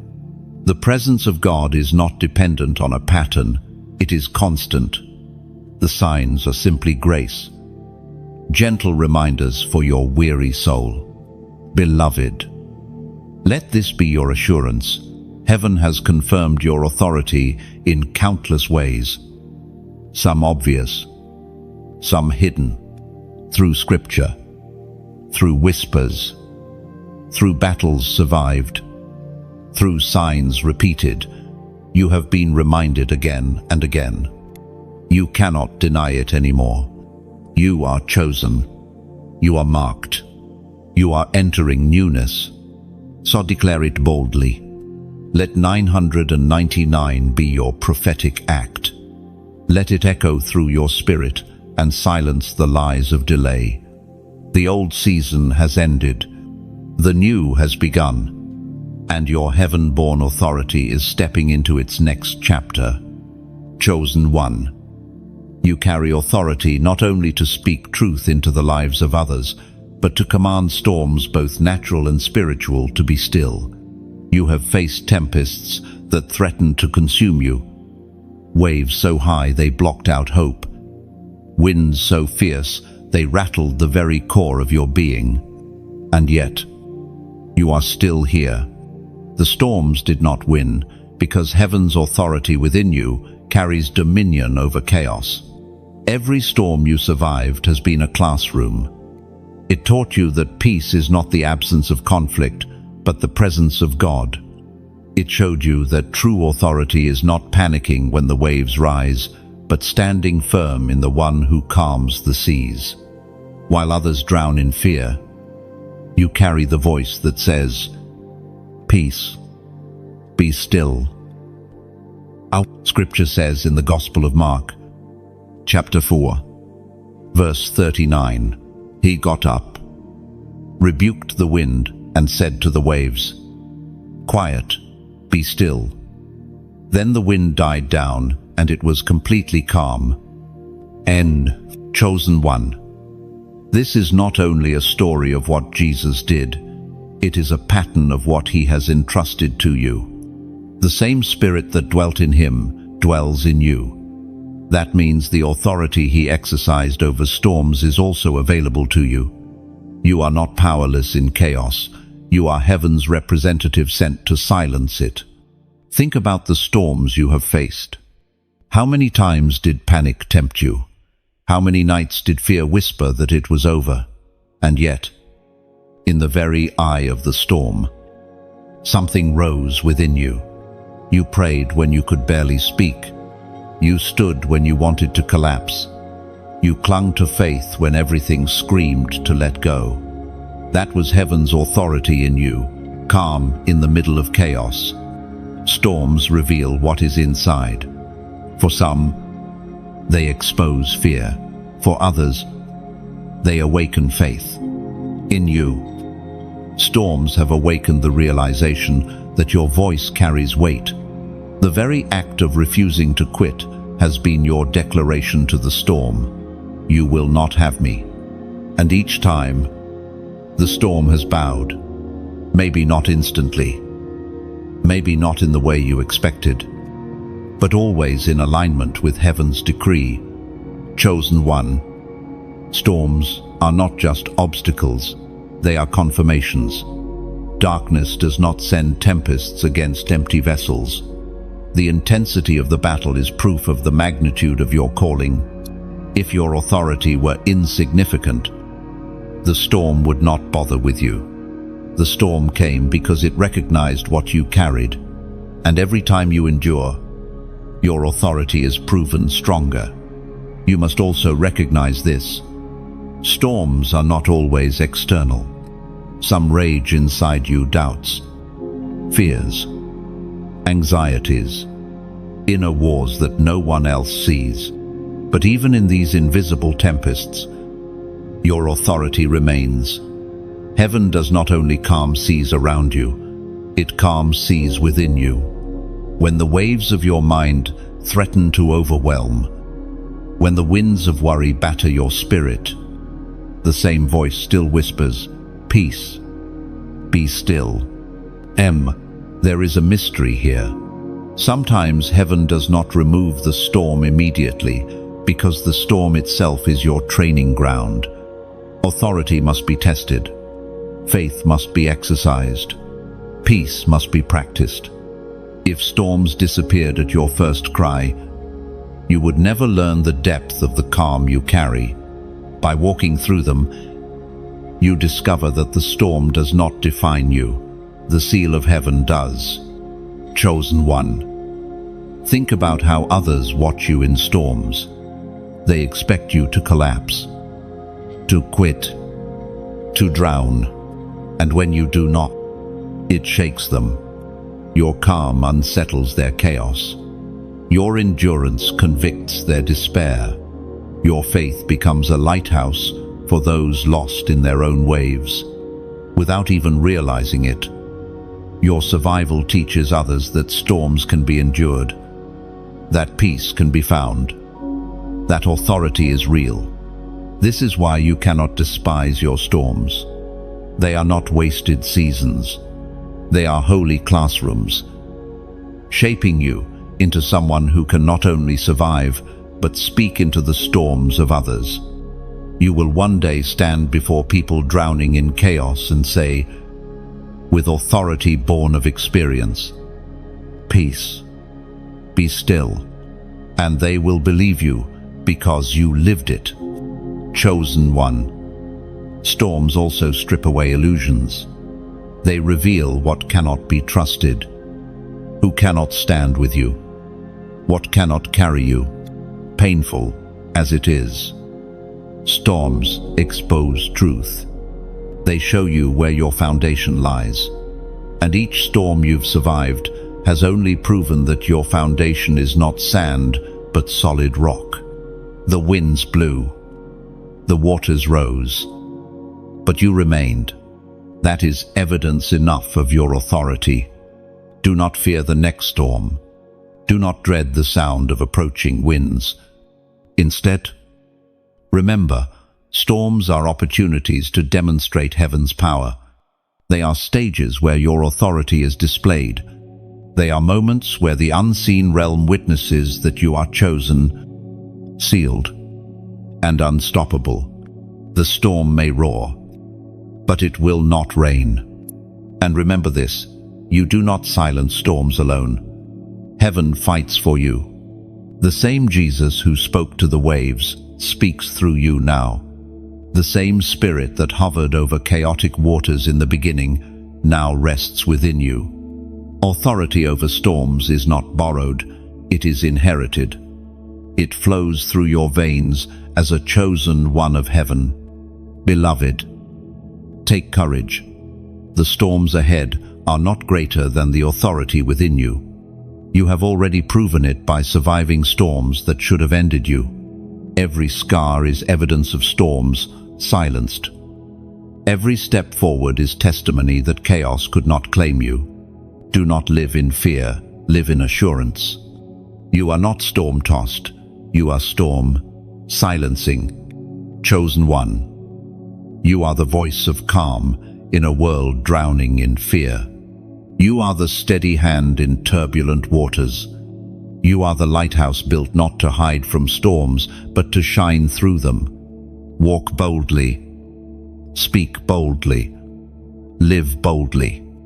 For your authority is not earth-born, but heaven-confirmed. And even the winds and the waves obey. Chosen one. Authority is never light. It carries a weight that presses on your shoulders, not to crush you, but to remind you of its eternal significance. This is the mantle you carry, the invisible covering placed upon your life, confirming that you are not ordinary. A mantle is not decoration, it is responsibility.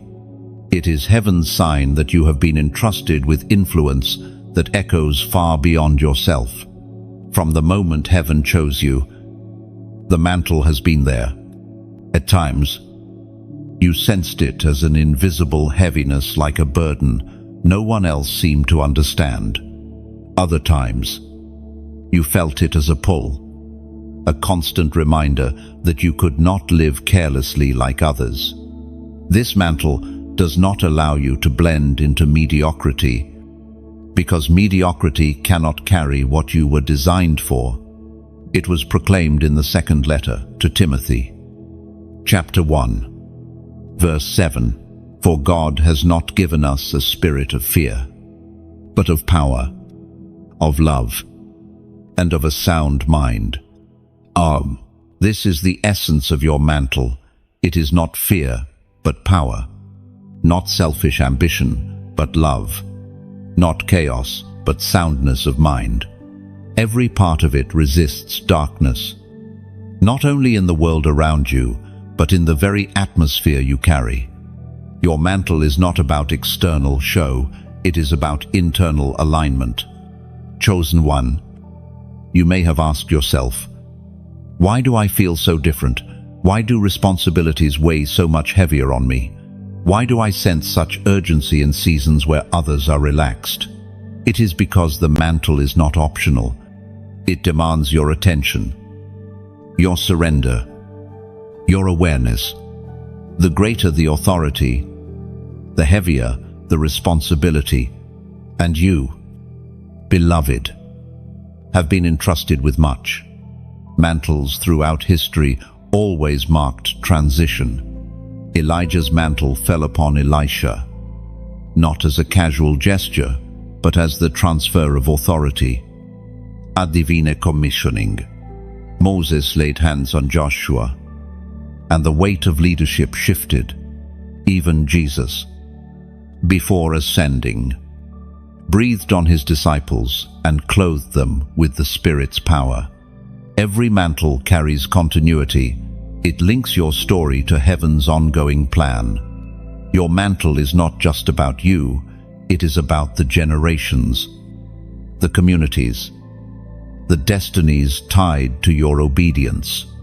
This is why you cannot live as though your life is small. Your decisions ripple outward, affecting those connected to you. When you obey, others are lifted. When you falter, others feel the tremors. The mantle you carry is not private, it is communal. It was placed upon you for the sake of others. And yes, sometimes that weight feels suffocating. Sometimes you wonder if you can truly bear it. The loneliness, the misunderstandings, the constant sense of responsibility. It can be exhausting. But hear this, the mantle does not rest on your strength. It rests on His. The Spirit within you is the one carrying the true weight. What feels impossible to you is effortless to Him. Your role is not to carry the mantle alone, but to remain surrendered so the Spirit can carry it through you. Chosen one. Mantles are also protective.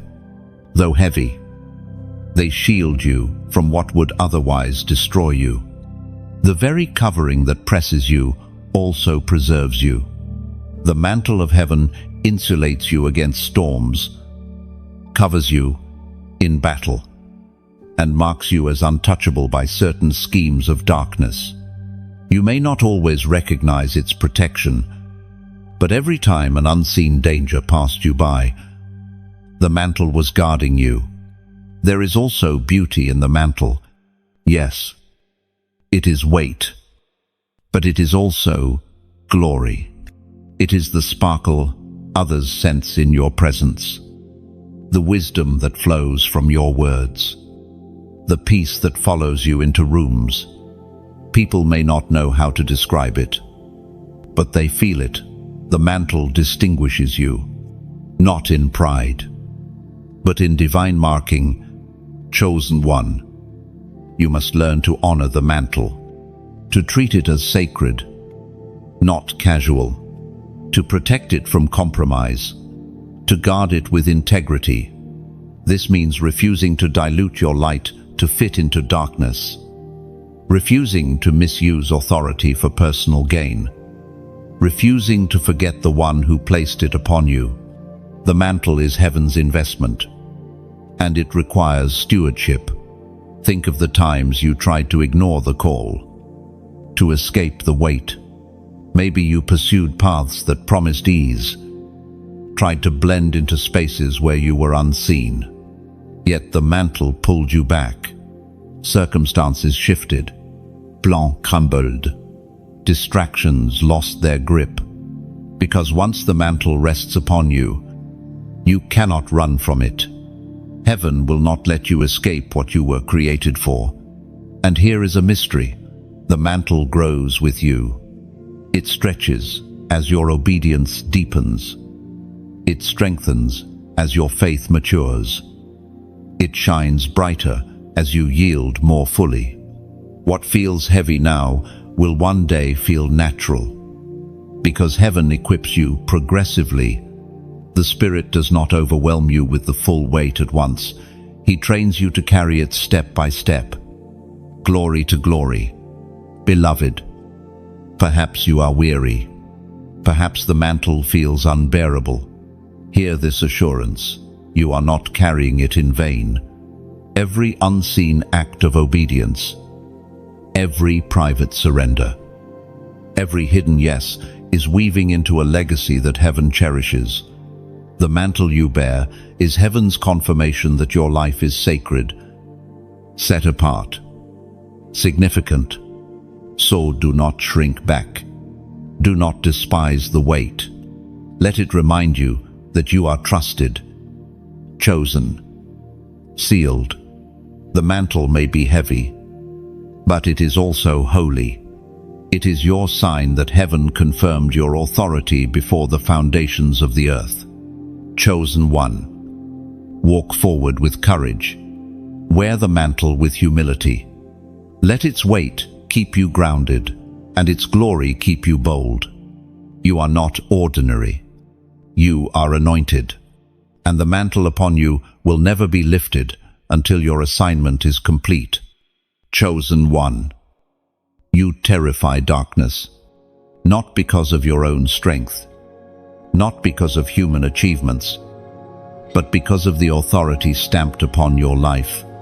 Demons recognize you even when people do not. The unseen realm knows your name because heaven spoke it with power. When you wake up in the morning, light rises with you, and the kingdom of darkness takes notice. This is why opposition has felt relentless. Darkness does not waste resources on those who pose no threat. The fact that you have been attacked so consistently is evidence of how dangerous you are to the enemy's plans. Your prayers dismantle his schemes. Your presence disrupts his strategies. Your authority shakes the ground. He tries to claim. It was spoken in the book of Acts, chapter 19, verse 15.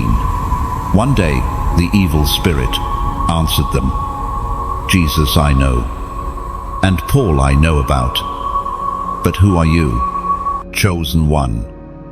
Do you see? The demonic realm knows names. They knew Paul's name not because of popularity, but because of authority. And they know yours for the same reason. You carry heaven's mark. And that mark commands respect, even from forces that hate you. That is why your very existence becomes warfare. This is also why you sometimes feel the intensity of spiritual heaviness in certain places. Your spirit senses what others ignore. Darkness trembles, and you feel the resistance. But remember, trembling is not victory. Their panic is not power. Their fear is the clearest confirmation of your authority. Chosen one. Do not fear what fears you. Do not bow to what trembles at your presence. The Spirit of the living God dwells within you, and where he resides, darkness cannot reign. You are not the hunted, you are the hunter. You are not the victim, you are the victor. The enemy's resistance is not proof of his strength, it is proof of your impact. But here is what matters most: how you steward this authority. Terrorizing darkness is not about ego or aggression, it is about alignment. Your authority flows strongest when you remain surrendered. When you act from pride, you step outside of the covering. But when you act from obedience, heaven's armies move with you. That is why humility is your greatest weapon. It keeps the power pure. Chosen one. Imagine the ripple effects of your presence. When you enter a room, unseen chains weaken. When you speak truth, lies lose ground. When you pray, strategies of the enemy collapse. This is not theory. It has already happened countless times in your life. Though you may not have seen the full picture, heaven confirms your authority by the trembling of darkness wherever you walk. Do not mistake resistance for defeat. Sometimes the intensity of the enemy's pushback makes you question if you are making progress. But the opposite is true. The greater the pushback, the more territory you are claiming. Resistance is evidence of movement. You terrify darkness because you are advancing into spaces it thought it owned. Chosen one. Take a deep breath. Let this truth sink in. You are not fragile. You are not forgotten. And you are not powerless. You are chosen, sealed, and armed with heaven's authority. Demons recognize you. Darkness fears you, and heaven confirms you. Beloved, I want you to pause here and respond not only with your spirit, but with action. If these words resonate with the fire inside you, I ask you to like this message, share it with others, and subscribe so you stay connected to the reminders heaven is releasing. Every engagement is more than interaction. It is agreement. It is choosing to keep yourself and others aligned with truth rather than lies. And in the comments, I want you to write boldly, I hear you, Lord, right now. 1. Why? because this declaration silences hesitation. It is you saying, I am listening. I am awake. I am responding. These words are simple, but they are powerful. They affirm that you are not just a hearer of truth, but a doer. They declare to heaven that you are paying attention, and they remind darkness that you will not stay silent. Do not underestimate the weight of this act. By commenting, by sharing, by subscribing, you are stepping into alignment with what heaven is doing. You are saying yes not only in private but in public, letting your voice join with others who are chosen, and together your collective presence becomes a roar that darkness cannot ignore. Chosen one, you were never meant to fight silently in isolation. You were meant to carry your fire boldly, to connect with others who burn with the same light, to let your authority shine without apology. This is not about vanity, it is about visibility. Darkness thrives in silence and secrecy. Light thrives when it shines. And right now, your light is needed more than ever. The trembling of darkness is confirmation, not intimidation. Every sleepless night you endured, every attack you survived, every whisper of fear you silenced, these are testimonies. You have already proven that the authority on your life cannot be extinguished. Now, it is time to walk fully in that authority, without hesitation, without apology, without fear. Chosen one, lift your head. Your very presence is a weapon. Your obedience is fire. Your prayers are thunder. Darkness trembles, not because of you alone, but because heaven walks with you. You are chosen. You are marked. You are feared by the enemy and confirmed by God. Chosen one. You have probably noticed that with every new level of anointing, new resistance rises against you. This is not a coincidence. The oil upon your life attracts both favor and opposition. You cannot carry heaven's authority without also drawing the attention of hell. The intensity of the resistance you face is not because you are weak, but because you are marked. The anointing upon you provokes the enemy because it is proof that you are dangerous to his kingdom. From the earliest days, opposition followed you. Some rejected you without reason. Some envied you without cause. And some fought you without understanding why. Behind these encounters was not merely human conflict, but spiritual agitation. The anointing you carry irritates every unclean spirit because it exposes, disrupts, and displaces them. You cannot walk into a room without shifting the atmosphere. For those aligned with light, your presence is refreshing. For those bound by darkness, it is unsettling. As was spoken in the sacred texts of old. The book of Isaiah, chapter 54, verse 17. No weapon formed against you shall prosper, and every tongue that rises against you in judgment you shall condemn. This is the heritage. Chosen one. The key is in the promise. Weapons will form, but they will not prosper. Tongues will rise, but their words will collapse. Opposition is part of the inheritance, but so is protection. The fact that resistance exists does not mean you are defeated. It means you are on the right path. Authority that never faces resistance is untested, but your authority has been tried and proven. Consider this. Even Jesus was resisted. His miracles drew crowds, but they also provoked critics. His words brought freedom to some and fury to others. The anointing upon his life divided rooms, exposed hearts, and forced decisions. You walk in his pattern. Do not be surprised when your presence draws both honor and hostility. They are both confirmations of the same truth: you are anointed, chosen one.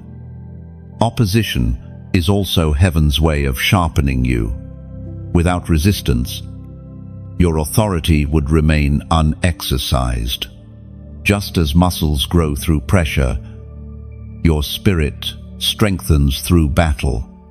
Every pushback you endure enlarges your endurance. Every lie spoken against you refines your integrity. Every attempt to block you forces you to discover new paths of faith. What was meant for harm becomes your training ground. And yet, the enemy often tries to twist the narrative. He wants you to see opposition as rejection, to mistake warfare for abandonment. He whispers, "If you were truly chosen, why is it so hard? Why are doors closed? Why are people against you?" But beloved, hear this clearly. Resistance is not the absence of God, it is the evidence of Him. The oil on your life is too heavy for smooth sailing. You were born for battle because you were born for victory. Chosen one. Do not despise the resistance.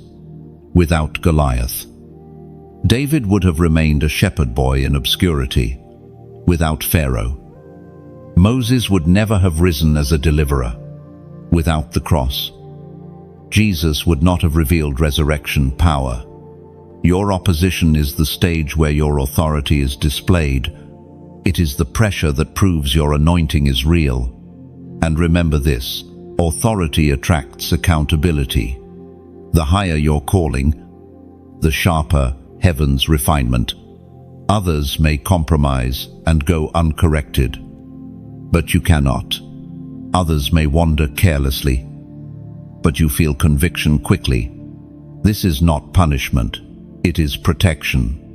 The mantle you carry cannot afford mixture. The weight of your authority requires purity. That is why heaven disciplines you with love, pruning away anything that could dilute your impact. Chosen one. This season may feel heavy because the oil is fresh. Fresh oil always draws fresh resistance. But do not fear, heaven has already accounted for this. For every attack, there is a counterstrike. For every weapon, there is a shield. For every curse, there is a blessing. Your story is not defined by the battle, but by the victory woven into it. Even in the fiercest resistance, notice the preservation. You have endured storms others did not survive. You have risen from blows that should have left you broken. You have walked out of situations where others expected your end. That survival is not luck. It is the seal of heaven upon you. Resistance has not destroyed you. It has refined you. Chosen one. Authority also means that your life becomes a mirror. Those in alignment with truth are drawn to you, while those bound to deception are agitated by you. Sometimes the hostility you face is not about you personally, but about what you represent. Your anointing forces people to confront what they would rather avoid. That is why you are misunderstood, resisted, even slandered. But do not internalize their reactions. See them as proof of your mantle. And know this: resistance is seasonal, but authority is eternal. The storm will pass, but your seal will remain. The voices will fade, but your authority will endure. Every season of warfare eventually turns into testimony.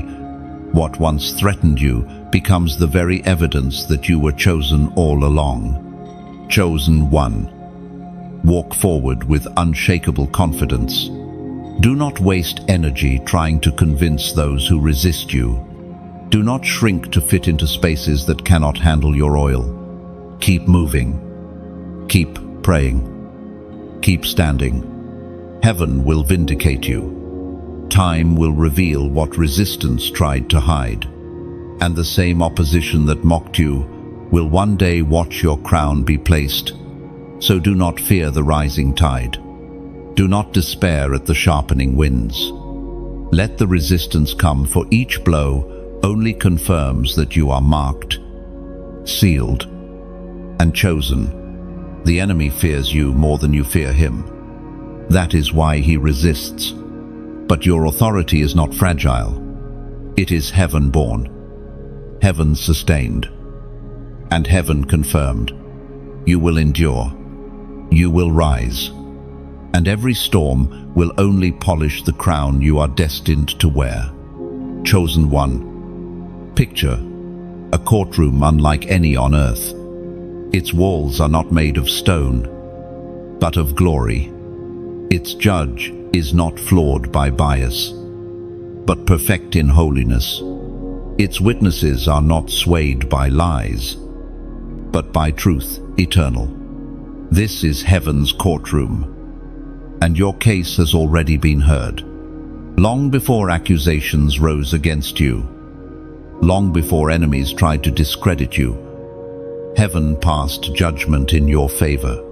For years, you may have felt as though you lived under constant trial.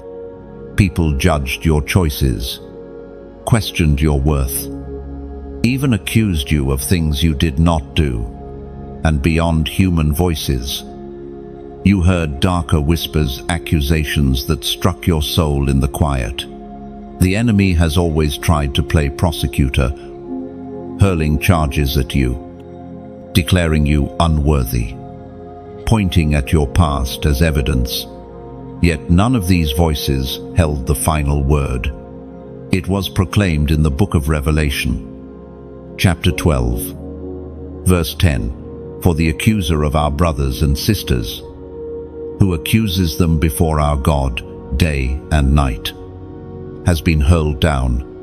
No, chosen one, this is the truth." The enemy doesn't want you to remember. His accusations hold no legal power in heaven's courtroom. He may accuse day and night, but the judge has already dismissed the case. The blood of Christ silenced every charge, annulled every curse, and sealed every acquittal. You stand not condemned, but justified. You stand not guilty, but chosen. Think of this reality: a courtroom where the verdict has already been rendered before the trial begins, where the prosecutor may speak, but his words echo empty, because the evidence of redemption overshadows every accusation. This is your reality. Heaven has ruled, and the ruling is permanent. Chosen one. How often have you allowed accusations spoken by people or whispered in your mind to weigh you down? How often did you question whether you had forfeited your calling, whether your mistakes had disqualified you? But hear this: mistakes do not overrule destiny. Weakness does not cancel calling. Even your failures were accounted for in the verdict. The judge knew them before you committed them, and still declared you justified. The courtroom of heaven is unlike earthly justice. On earth, trials drag on. Evidence can be twisted.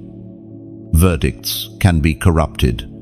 But in heaven, the judge is incorruptible, the advocate unbeatable, and the verdict irrevocable. Your advocate, Christ himself, stands on your behalf, and because he cannot lose, neither can you. Chosen one. This is why shame has no authority over you. Shame thrives when you forget the verdict, when you allow old accusations to feel like current judgments. But shame has no place in the courtroom of heaven. You have been acquitted, cleansed, set free. The seal upon your life is not one of condemnation, but confirmation. Understand this: the authority you carry is not self-made. It is courtroom verified. It is legally established in the highest realm. When you pray, when you decree, when you move in obedience, you are not acting on fragile confidence, but on legal authority granted by the throne of heaven. Your authority is heaven-born because it has been heaven-certified. Chosen one. Even angels recognize this ruling. They enforce the verdict. They respond to your words not because of who you are in the natural, but because of who you are in the legal realm of heaven. When you speak in alignment with God's word, angels move as enforcers of that decree. Demons flee, not because you shout louder, but because they know the verdict against them is already sealed. Do you realize what freedom this gives you? You do not need to live in fear of accusations. You do not need to fight endlessly to prove yourself. You do not need to defend your name against every slander. The judge himself has ruled in your favor, and his word outweighs every other.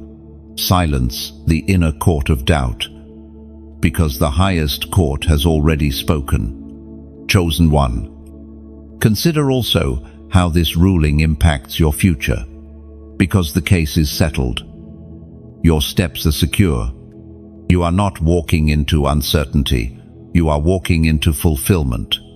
The scroll of your destiny has already been unrolled, and every page carries the stamp of heaven's approval. What feels like struggle now is simply the outworking of what has already been decreed. This is why you must walk boldly, not arrogantly, but boldly, not with fear, but with confidence. When the judge has spoken, no appeal can overturn his decision. When heaven has decreed your authority, no earthly system can revoke it. Your life is not waiting for confirmation, it already has it. But do not forget, authority in the courtroom of heaven also carries responsibility on earth. You are not acquitted to live carelessly. You are acquitted to live intentionally, to walk in holiness, to represent the one who set you free. The verdict is not a license to drift. It is a commissioning to lead.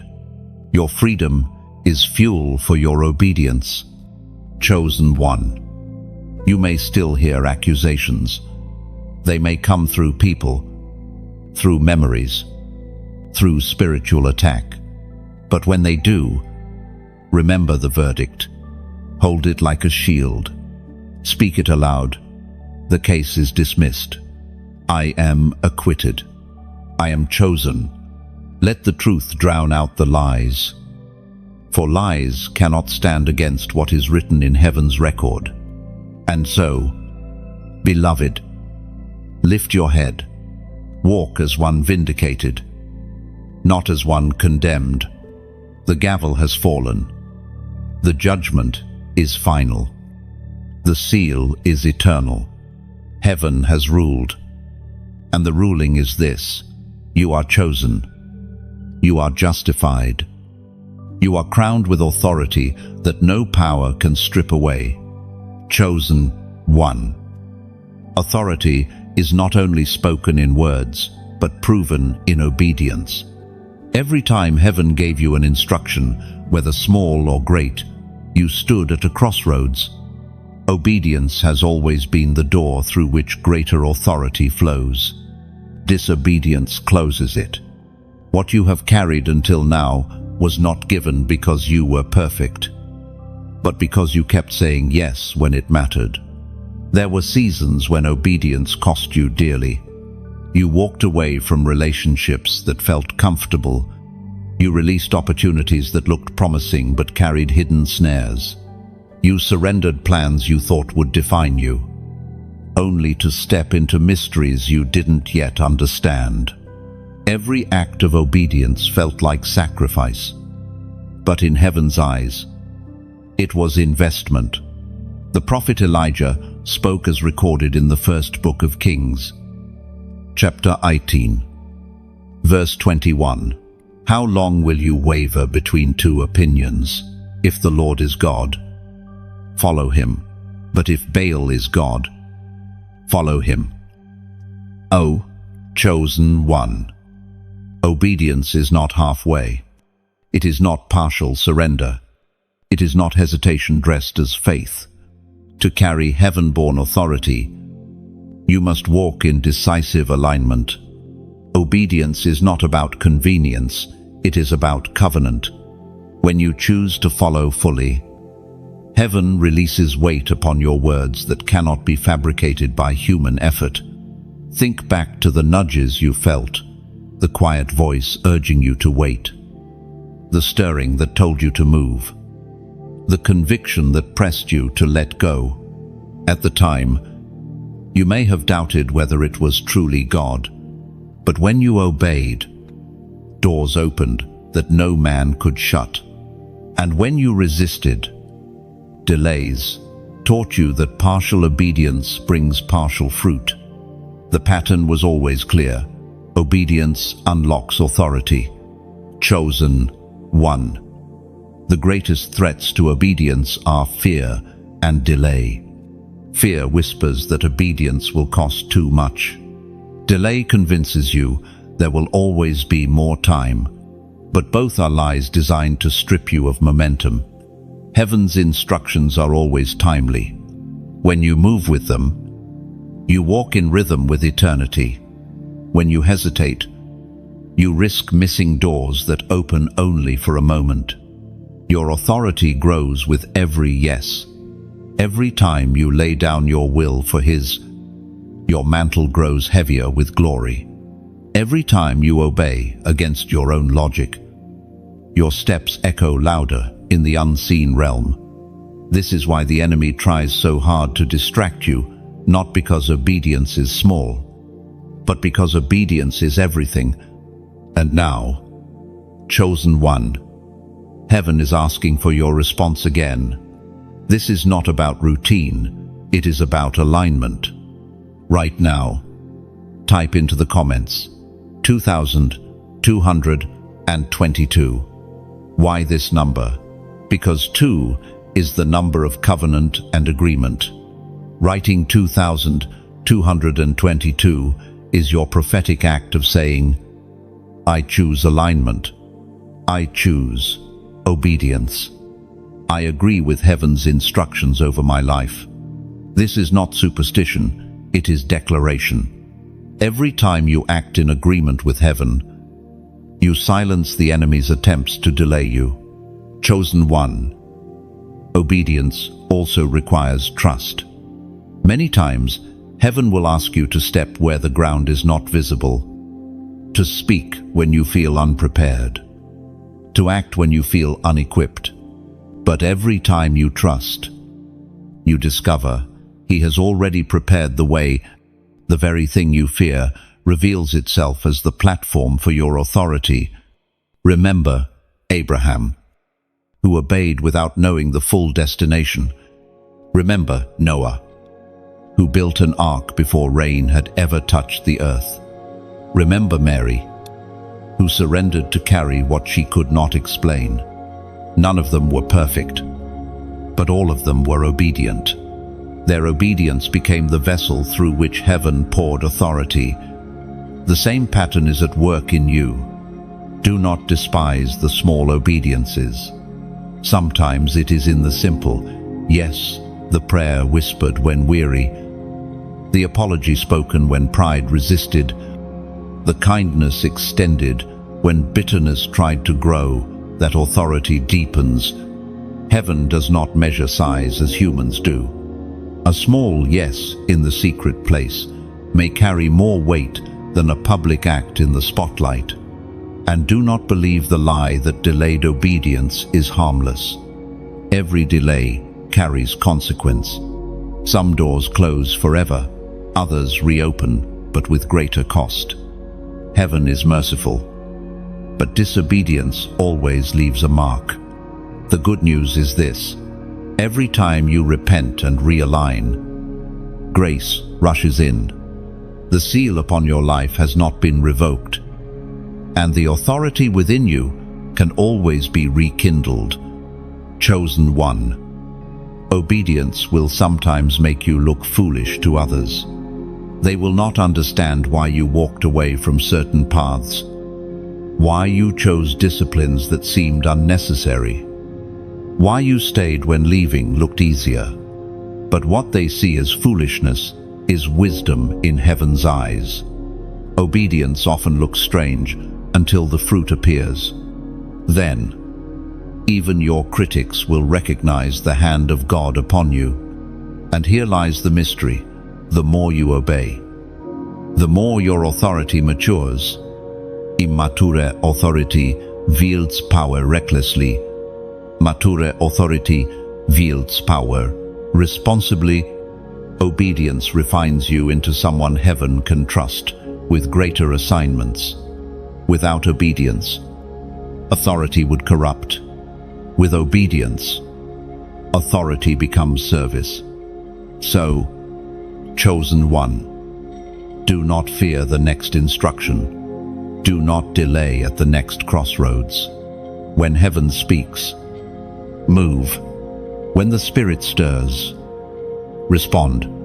For every yes carries seeds of destiny, not just for you, but for everyone your life will touch. And let your declaration today seal it. Write 2222, not as numbers on a screen, but as covenant carved into your heart. Let it remind you that you are not wavering between two opinions. You have chosen your God. You have chosen your calling. And you have chosen obedience. Chosen one. Obedience is never wasted. Every sacrifice is multiplied. Every surrender is remembered. Every yes is recorded in heaven's book. And one day, when you stand before the throne, you will see the ripple effects of your obedience, the lives changed, the curses broken, the light released. That will be your true crown. Until then, keep saying yes. Keep choosing obedience over convenience, alignment over hesitation, trust over fear.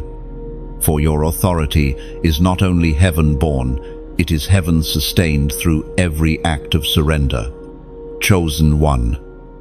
Authority is not simply a personal treasure, it is a commission. You were never given this mantle to hide it away or keep it confined to private spaces. You have been appointed as an ambassador of heaven, carrying the kingdom into the earth. Wherever you go, you represent not just yourself, not just your family name, but the name of the one who sent you. Consider the weight of this reality. An ambassador is never self-appointed. They do not speak on their own authority, nor do they invent their own agenda. They carry the words of the sovereign who sent them. When they speak, it is as though the ruler himself has spoken. When they act, it is understood as the will of the one they represent. This is the essence of your calling. You are not a wanderer. You are heaven's representative on assignment.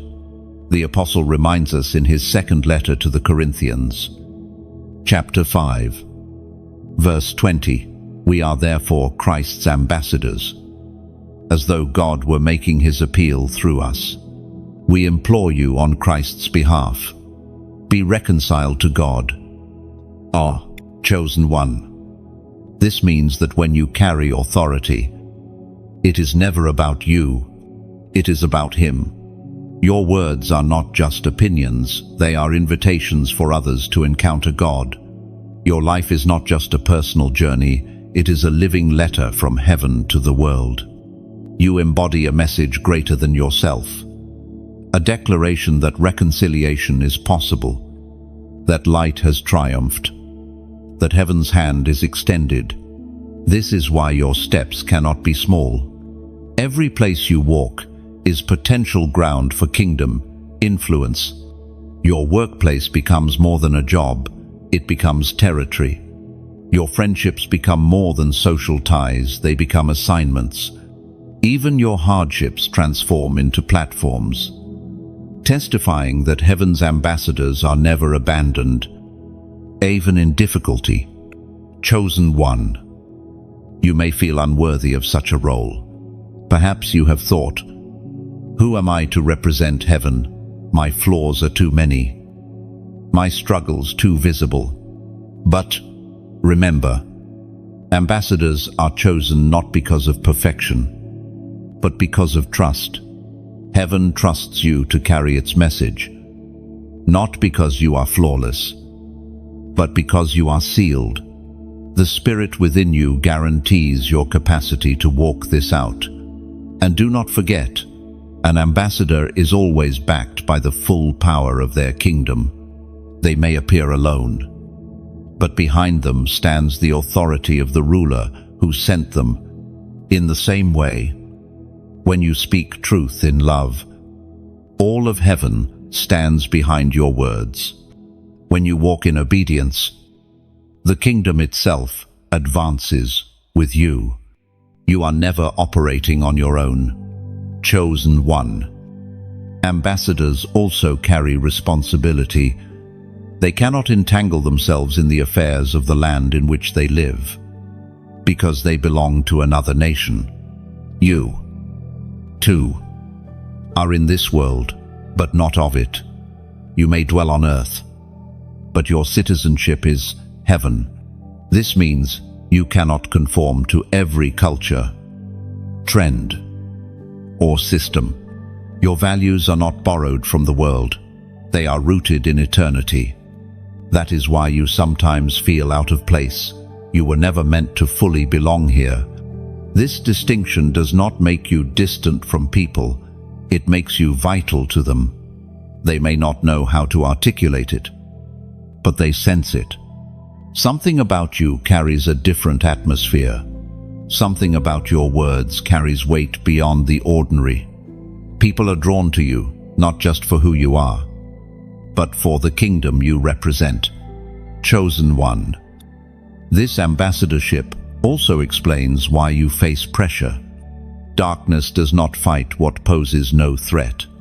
If you were ordinary, resistance would be minimal. But because you are an ambassador, you threaten the structures of deception and oppression. The enemy cannot stand the thought of heaven's government advancing through your obedience. That is why he tries to distract you, to dilute your voice, to weigh you down with doubt. But his resistance is also his confession. He knows who you are. You may not hold political office, but in the spirit, you carry governmental authority. Your prayers legislate. Your decrees establish. Your intercession shifts outcomes. You are not powerless in the face of chaos. You are heaven's response to it. When others see problems, you carry solutions hidden in your obedience. When others despair, you release hope that is not of this world. Chosen one. Never minimize the places where heaven sends you, whether great or small, public or hidden. They matter. Ambassadors do not choose their assignments. They go where the king sends them. You may feel unseen, but heaven knows your placement is strategic. Even in the quiet corners, you are advancing the kingdom. Every conversation, every prayer, every act of integrity is part of your commission. And here is the promise. Ambassadors are never without provision. The one who sends you also sustains you. Your needs will be met not because of earthly systems, but because of heaven's supply.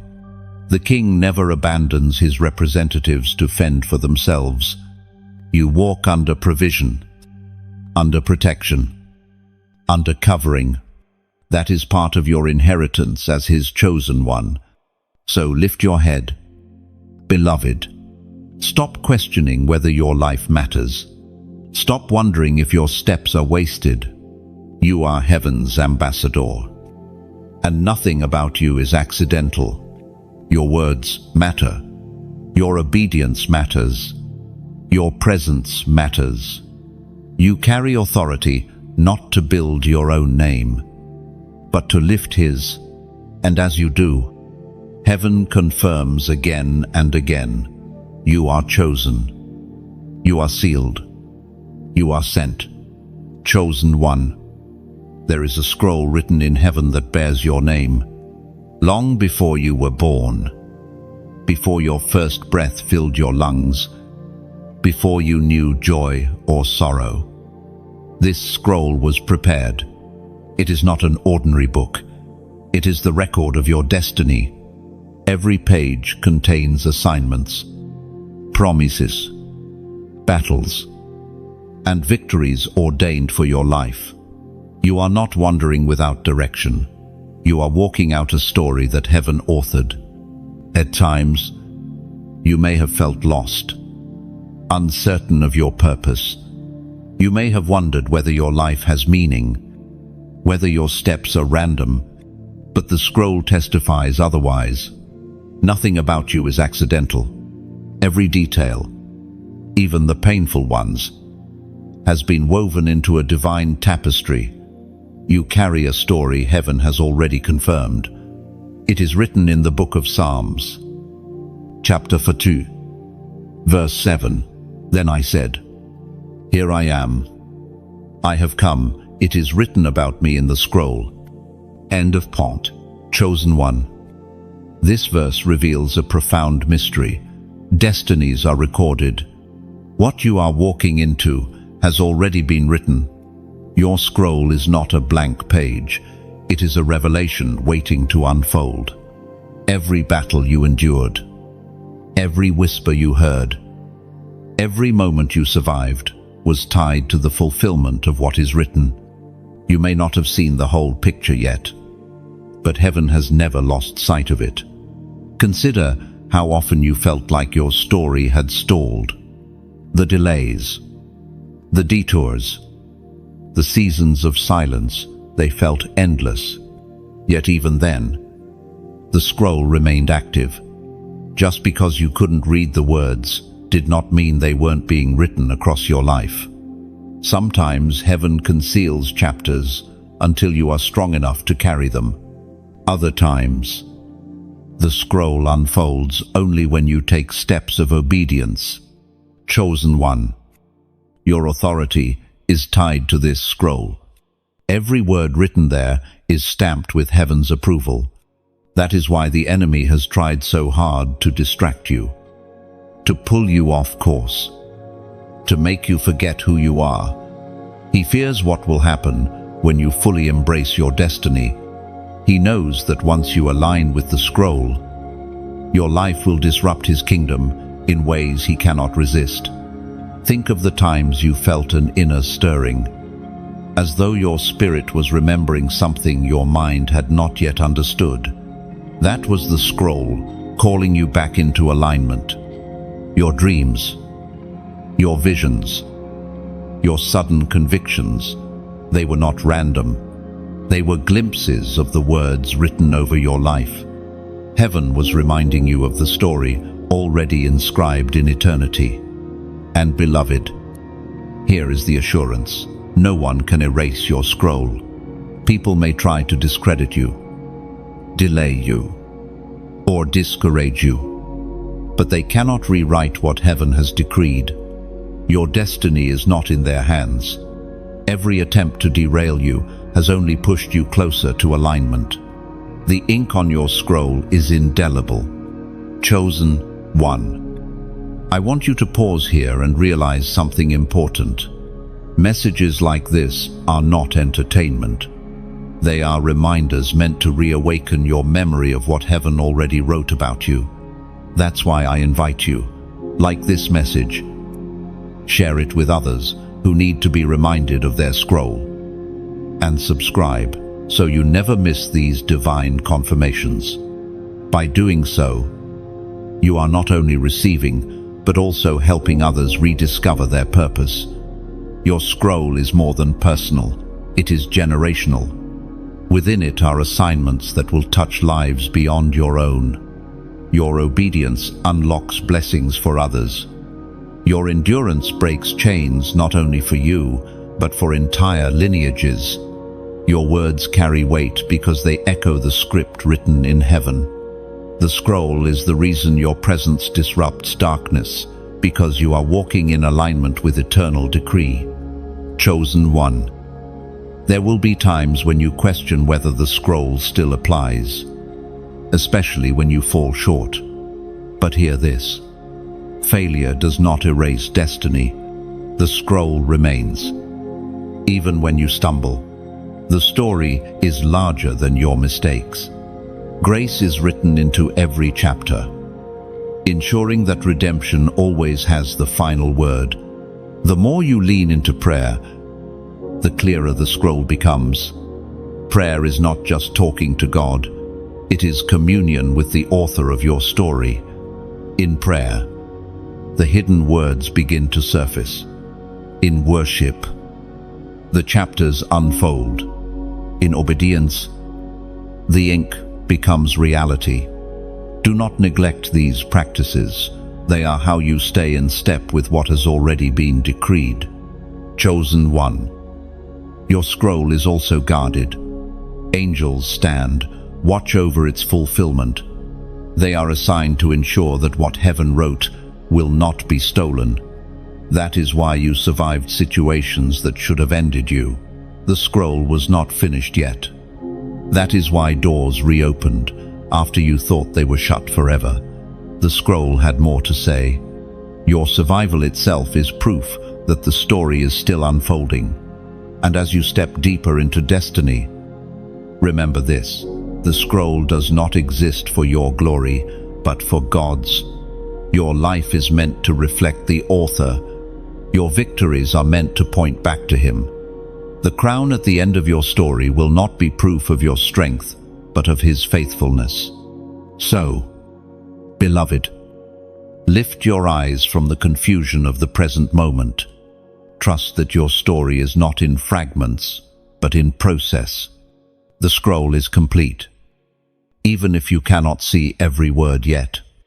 Walk boldly, live faithfully, and align yourself with the author. For your destiny is not a question, it is a decree. Chosen one. Your authority is heaven-born, because it is written, sealed, and confirmed. Your scroll testifies to it. Heaven has not forgotten you. Heaven has not abandoned you. Every word remains secure. And as you continue forward, the story will only unfold more clearly, until you see with your own eyes what your spirit has always known. You are chosen. You are marked. You are living the scroll of destiny. Chosen one. Prayer is not weakness. It is warfare. It is not the last resort. It is the first weapon. The authority within you shines brightest in intercession. When you kneel, the earth shakes. When you speak heaven's words, chains rattle. When you lift your voice in alignment with God's will, atmospheres bend. Prayer is not just conversation, it is legislation. In prayer, you do not beg, you decree. You do not hope, you enforce. Many underestimate the power of intercession. They see prayer as quiet whispers, fragile words drifting into the sky. But in reality, every word you release in the Spirit carries weight. Your prayers travel farther than your feet, reach deeper than your arms, and last longer than your lifetime. Generations yet unborn will be touched by what you prayed today. It was written in the book of James, chapter 5, verse 16. The prayer of a righteous person is powerful and effective. I, chosen one. This means your words do not vanish. They reverberate. They are not ignored.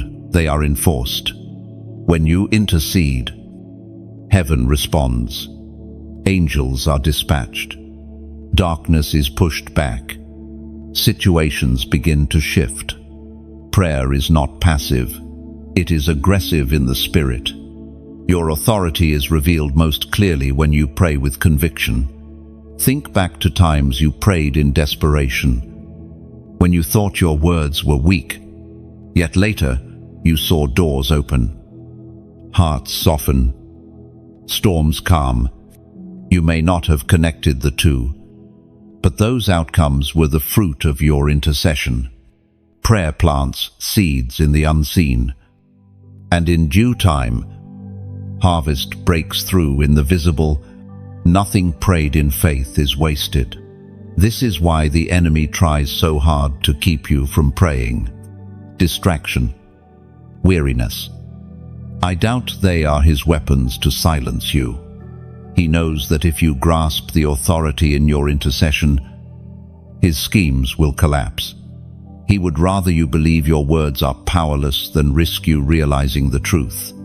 Your prayers terrify him. Chosen one. Intercession is not only for you, it extends beyond your life. When you intercede for your family, you are standing as a shield over them. When you pray for your community, you are holding back waves of destruction. When you whisper the names of others before heaven, you are carrying them into divine covering. Your prayers may feel small to you, but in heaven's courtroom, they thunder. Consider this: prayer is partnership. God could act without you, yet he chooses to move through your words. This is both humbling and empowering. Heaven invites you into the process, allowing your voice to become a vessel for divine will. Every prayer is heaven and earth meeting in agreement. This is why intercession is never wasted, even if you do not see immediate results. Chosen one. Your authority grows when you intercede persistently. One prayer may shake a moment, but a life of intercession shifts generations. Do not stop because results seem delayed. Seeds take time to break soil.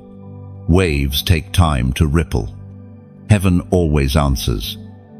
Even if the manifestation looks different than you expected, there are moments when words fail you, when your heart aches beyond speech.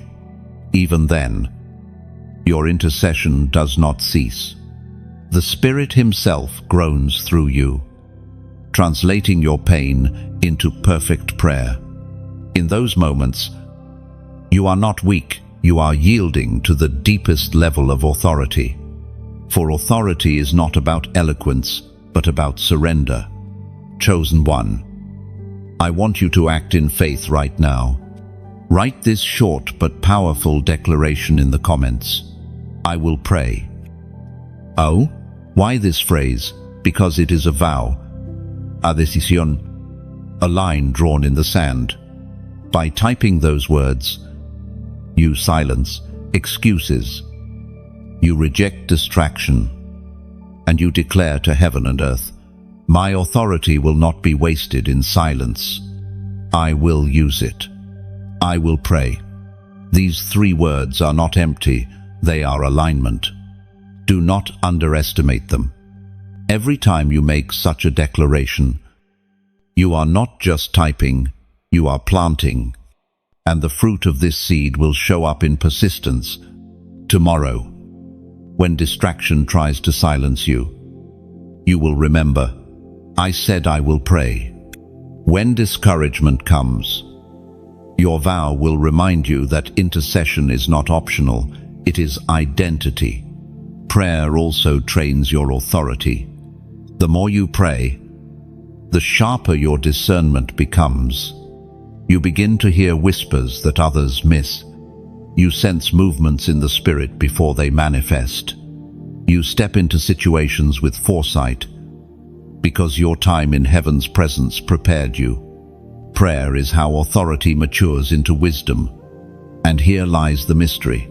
Prayer is both shield and sword. It protects you from what you cannot see, and it strikes against what seeks to harm. Every intercession builds walls of protection and releases waves of offense. You are both defended and advancing when you pray. This is why the chosen cannot afford silence. The cost of silence is too high. Chosen one, you have felt the heaviness of burdens that were not your own. You have woken with people's names on your heart. You have carried sorrows that didn't belong to you. This is the Spirit's invitation into deeper intercession. You were not being weighed down, you were being entrusted. Heaven saw your authority and placed assignments in your spirit. When you prayed, chains broke for people you may never meet. So do not despise the burden of intercession. It is proof of heaven's trust. It is evidence that your authority is not shallow, but deep enough to carry others. To intercede is to love with heaven's heart, to stand in the gap, to declare freedom where others are bound. It is one of the greatest privileges of being chosen. Beloved, your authority will continue to grow as long as your prayers rise. Never let discouragement silence you. Never believe the lie that you are wasting breath.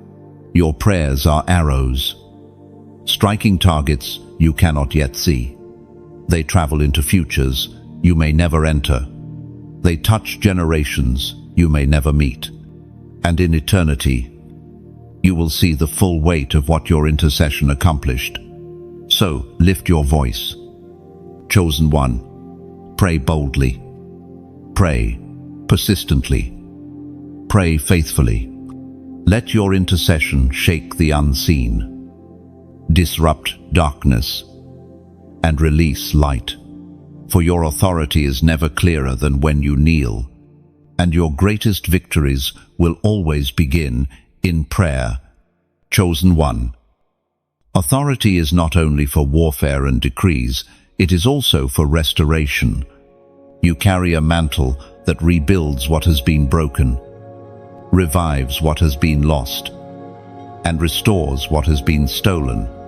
Your calling is not merely to disrupt darkness, but to plant light in its place, where others see ruins.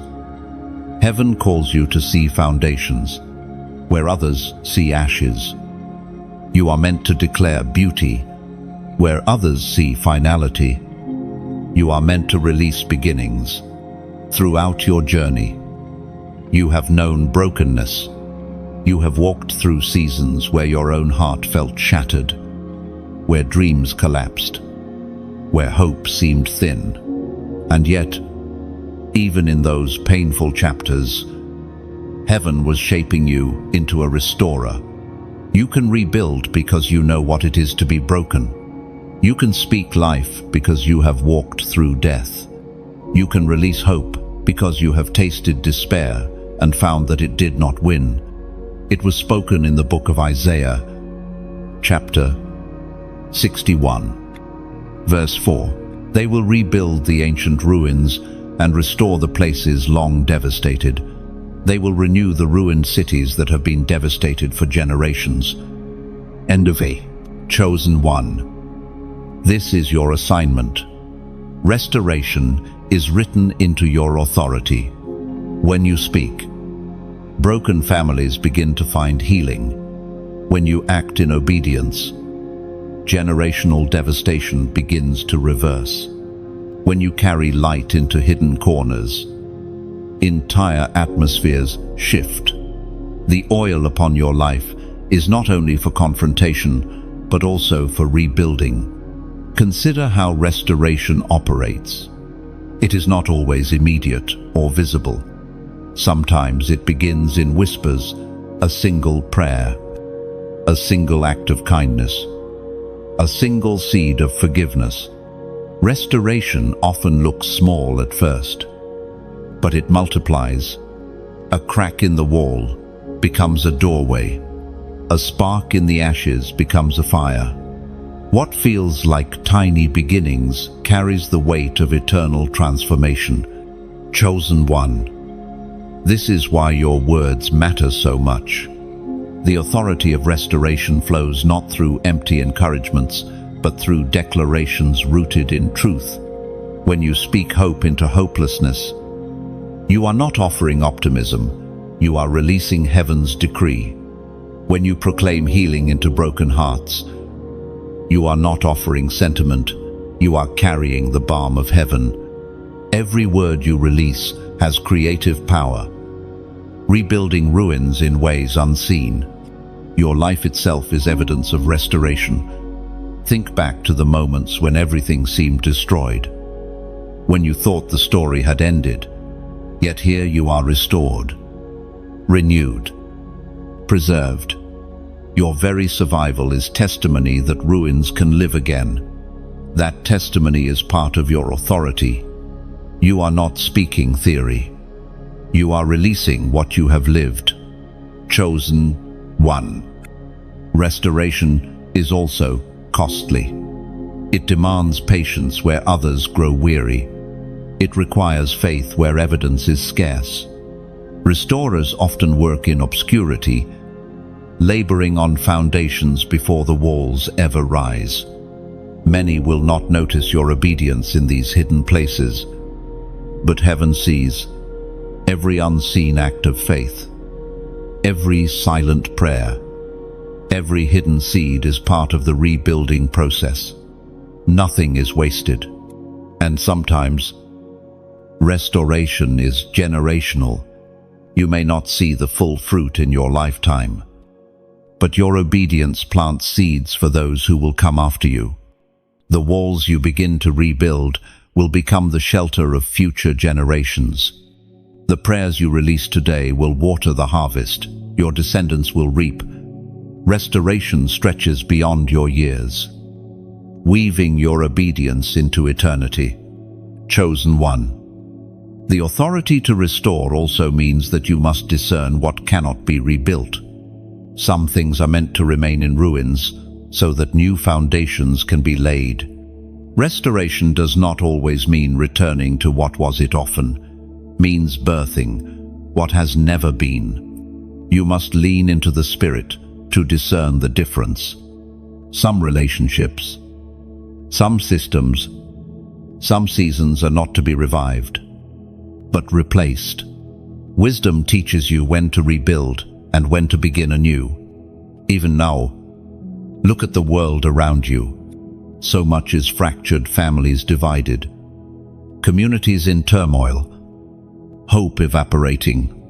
But heaven has not abandoned this generation. It has raised voices like yours to speak, hands like yours to build, hearts like yours to restore. You are not here to watch ruins remain. You are here to announce that they will live again. Chosen one. Do not underestimate the simplicity of restoration. A smile, a prayer, a word of encouragement may seem small, but in the Spirit, they are stones laid upon ancient foundations. The authority within you sanctifies even ordinary acts. Restoration is not always dramatic, it is consistent, faithful, often unnoticed. But in time, the ruins will reveal the steady hand of a restorer. Remember Nehemiah, who rebuilt Jerusalem's walls. His authority did not look like military power, it looked like perseverance in the face of ridicule. It looked like steady building, stone by stone, until the walls stood again. In the same way, your restoration may not look glamorous, but it will be unstoppable. The ridicule of others will not halt the authority within you. Chosen one. Restoration is also deeply tied to forgiveness. You cannot rebuild while carrying bitterness. Authority requires a heart unchained by resentment. Forgiveness is not denial of pain, it is refusal to let pain dictate the story. Every time you forgive, you release a stone into the wall of restoration. Every time you let go, you make room for new foundations.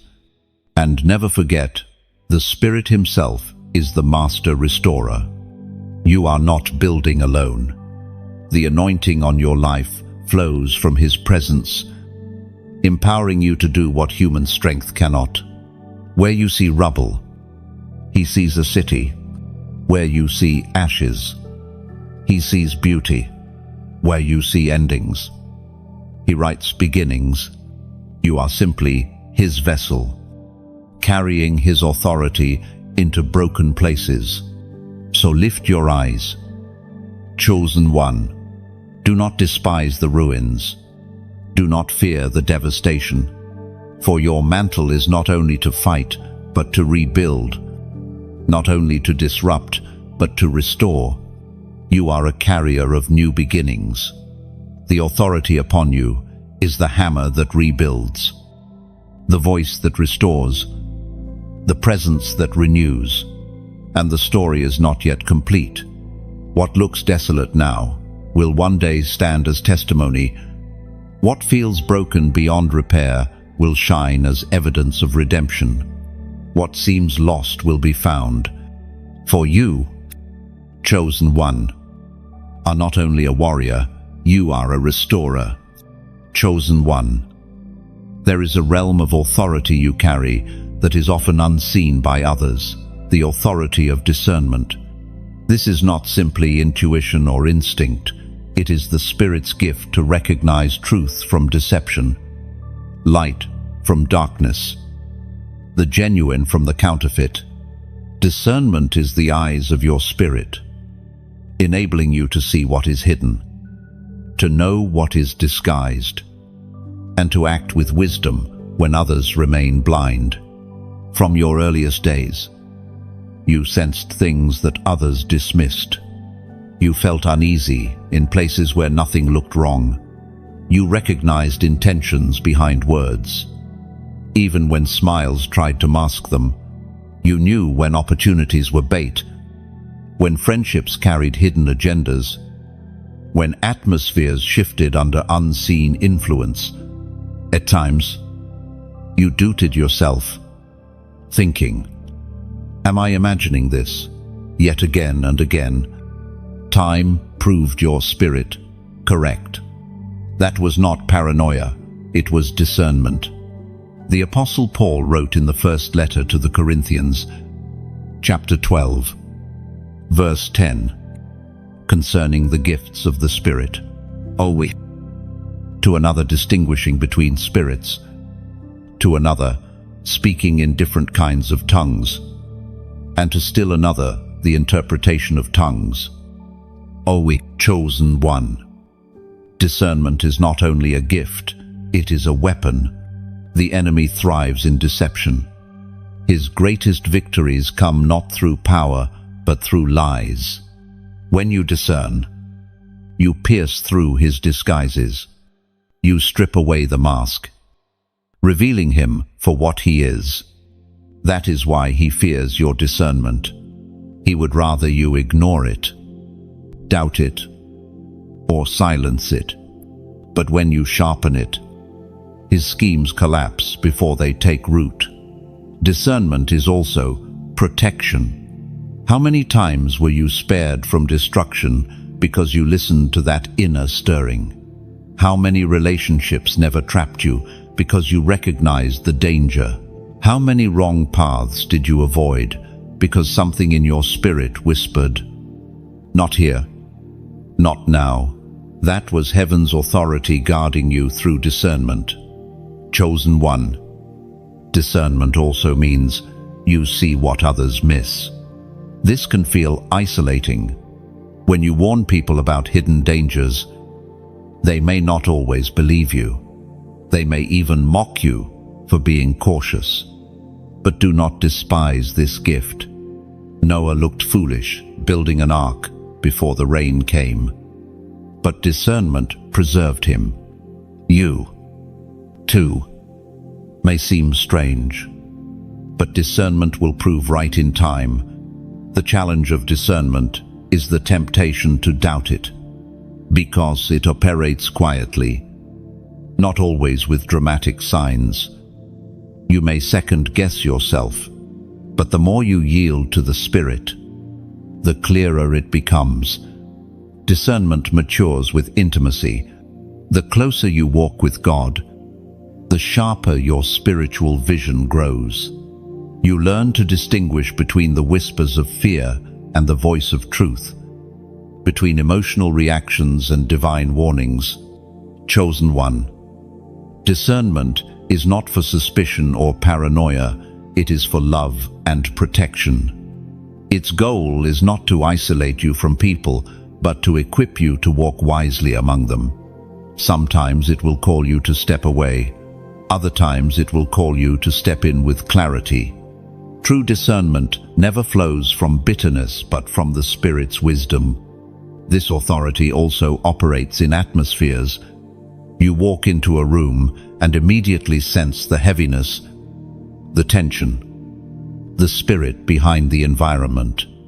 Others may think you are overly sensitive, but you know what you feel is real. This is not a burden, it is assignment.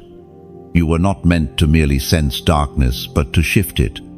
Discernment alerts you so that you can pray, decree, and release heaven's light into that space. Chosen one. Consider how vital this is in the times you live in. Deception has grown subtle.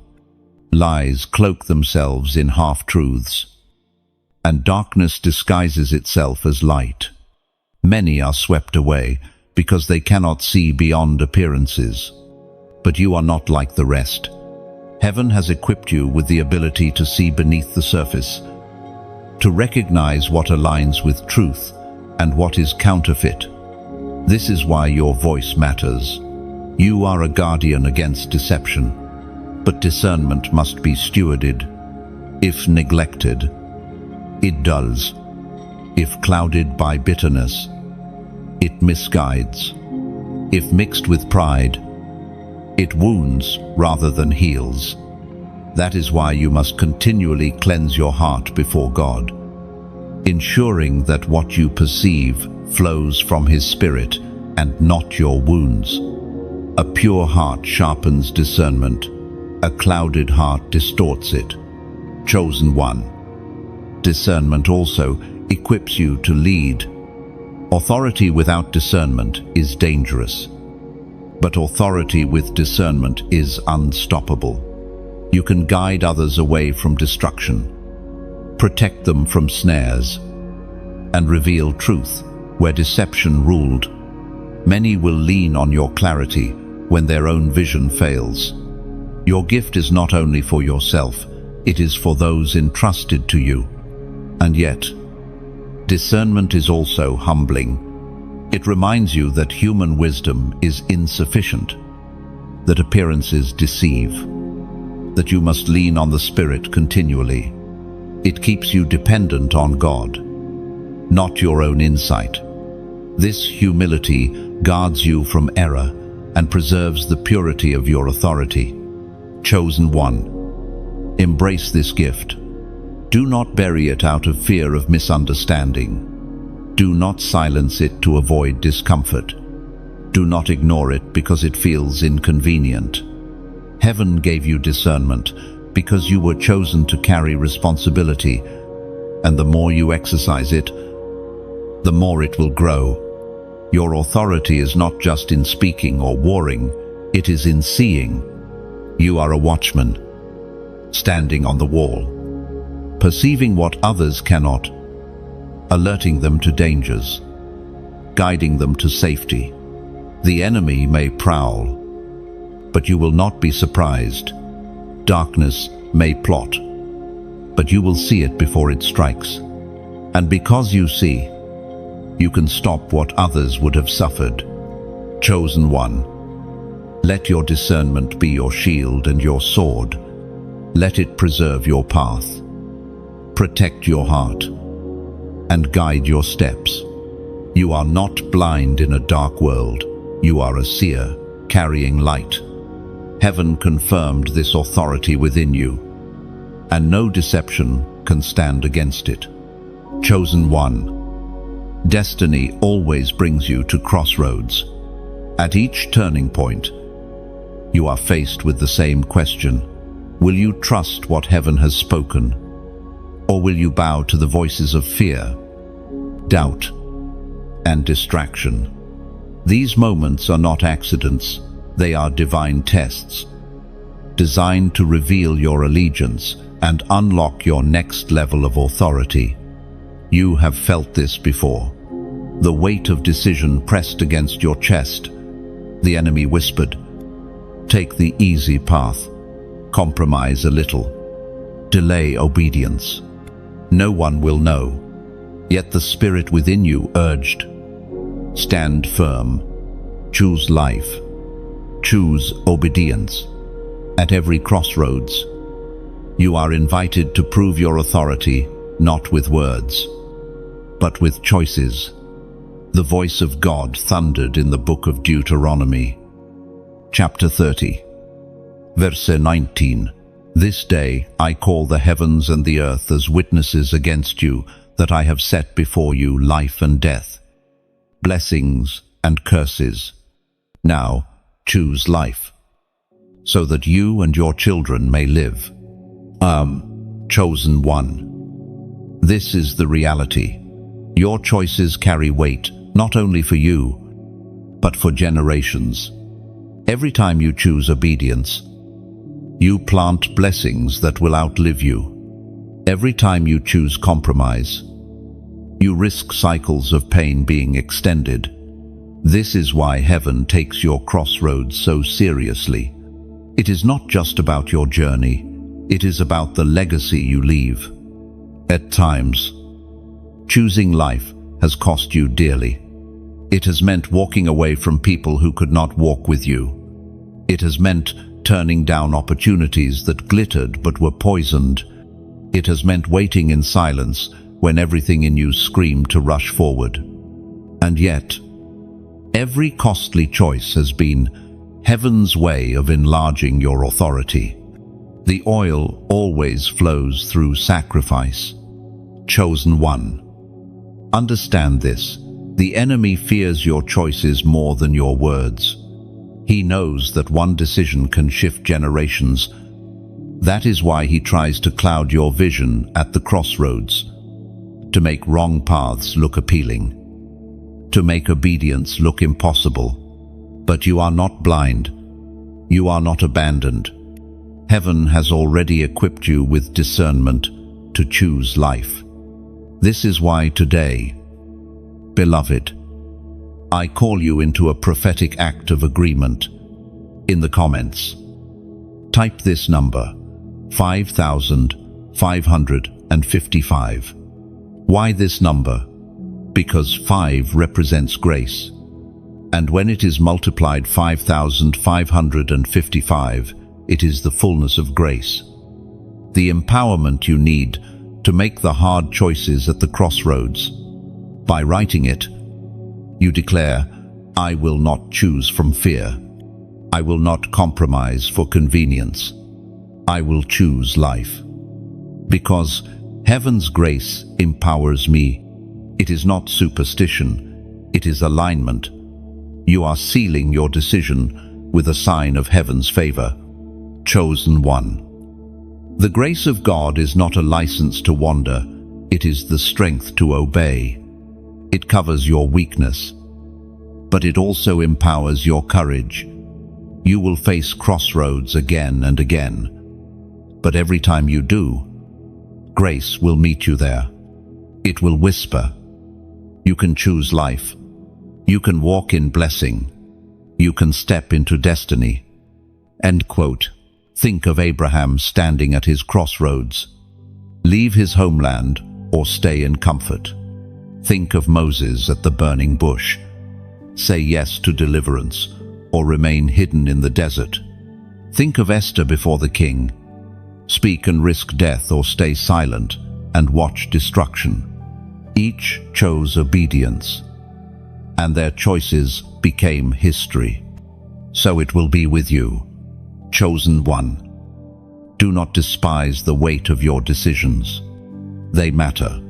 They ripple outward in ways you cannot imagine. A single yes can break chains. A single no can stop destruction.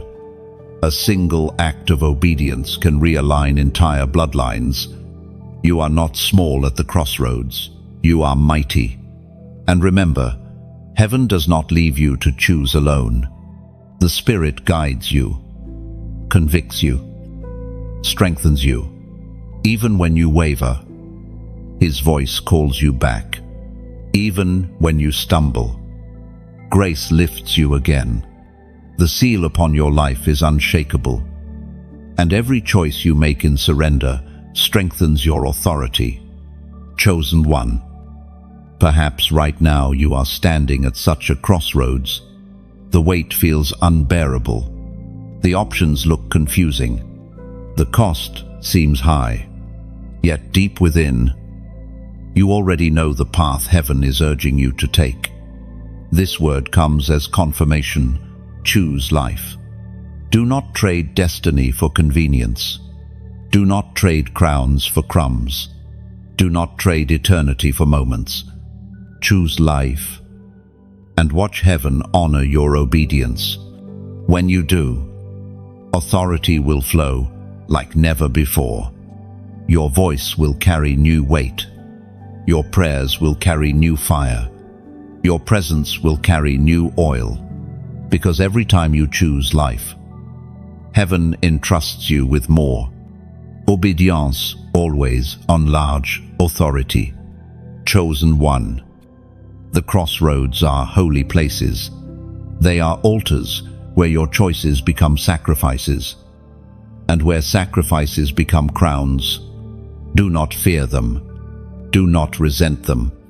Embrace them, for they are proof that heaven has entrusted you with destiny. So stand firm. Beloved, the next time the choice presses against you, remember this word. Remember the number you wrote, 5,555, the declaration of grace over your life. Remember that you are chosen not to waver, but to decide, not to shrink back, but to advance.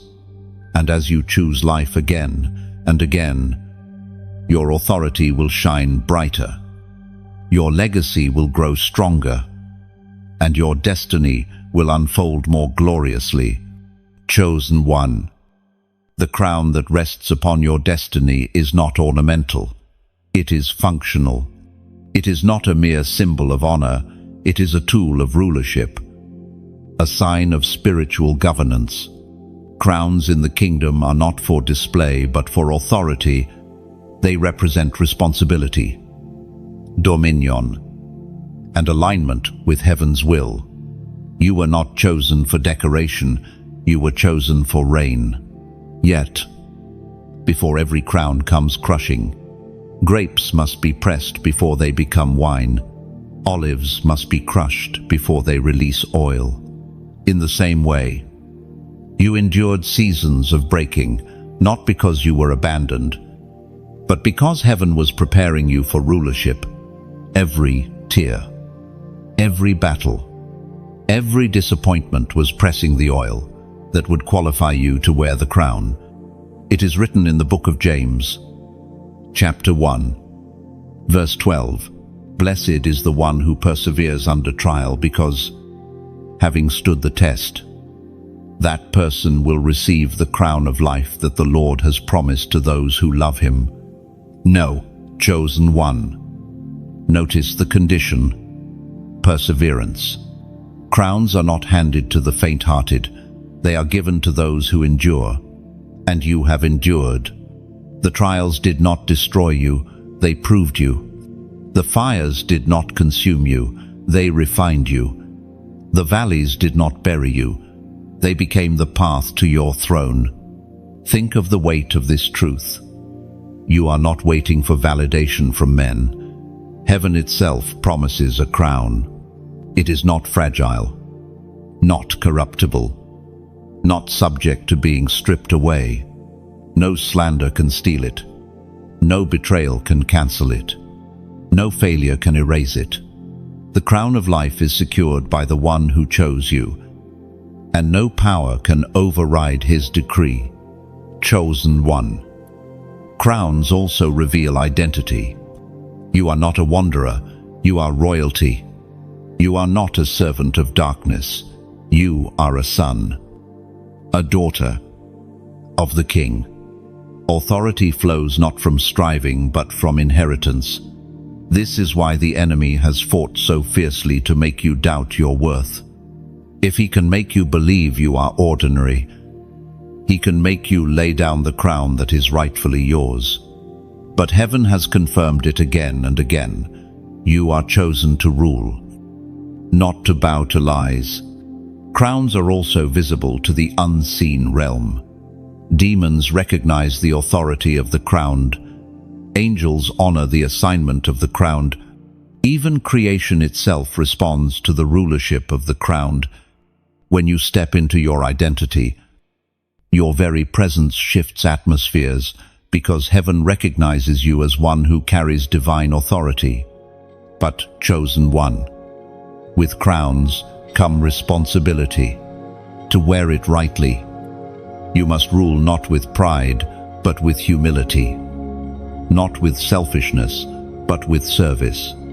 Crowns are not for domination, but for restoration. Your rulership is not about exalting yourself, but about establishing heaven's order wherever you go. The true sign of kingship is not how many serve you, but how faithfully you serve others. This is why your journey has been so hard. Heaven had to refine your heart before placing the crown upon it. Authority without humility leads to corruption. But you have been broken. You have been refined. You have been humbled. Now, when the crown rests on your head, it will not inflate your pride, it will anchor your service. Chosen one. Your crown is closer than you think. Every trial you endured, every yes you whispered, every temptation you resisted has been preparing you for this. Do not let weariness make you abandon the race. Do not let doubt make you lay aside what is nearly here. Heaven is faithful, and the crown promised is certain. Beloved, if this word is stirring something deep within you, pause with me here. I invite you, like this message, share it with others who are weary in their fight, and subscribe so you remain connected to the flow of reminders. Heaven is releasing. These are not ordinary words, they are confirmations. When you engage, you are choosing to stay in alignment with the crown that is approaching.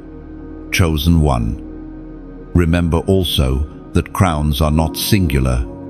Scripture speaks of multiple crowns, crowns of righteousness, of glory, of rejoicing. Each represents not only survival, but victory in specific battles. The crown of life is yours because you endured. The crown of righteousness is yours because you pursued holiness. The crown of rejoicing is yours because you carried light into dark places.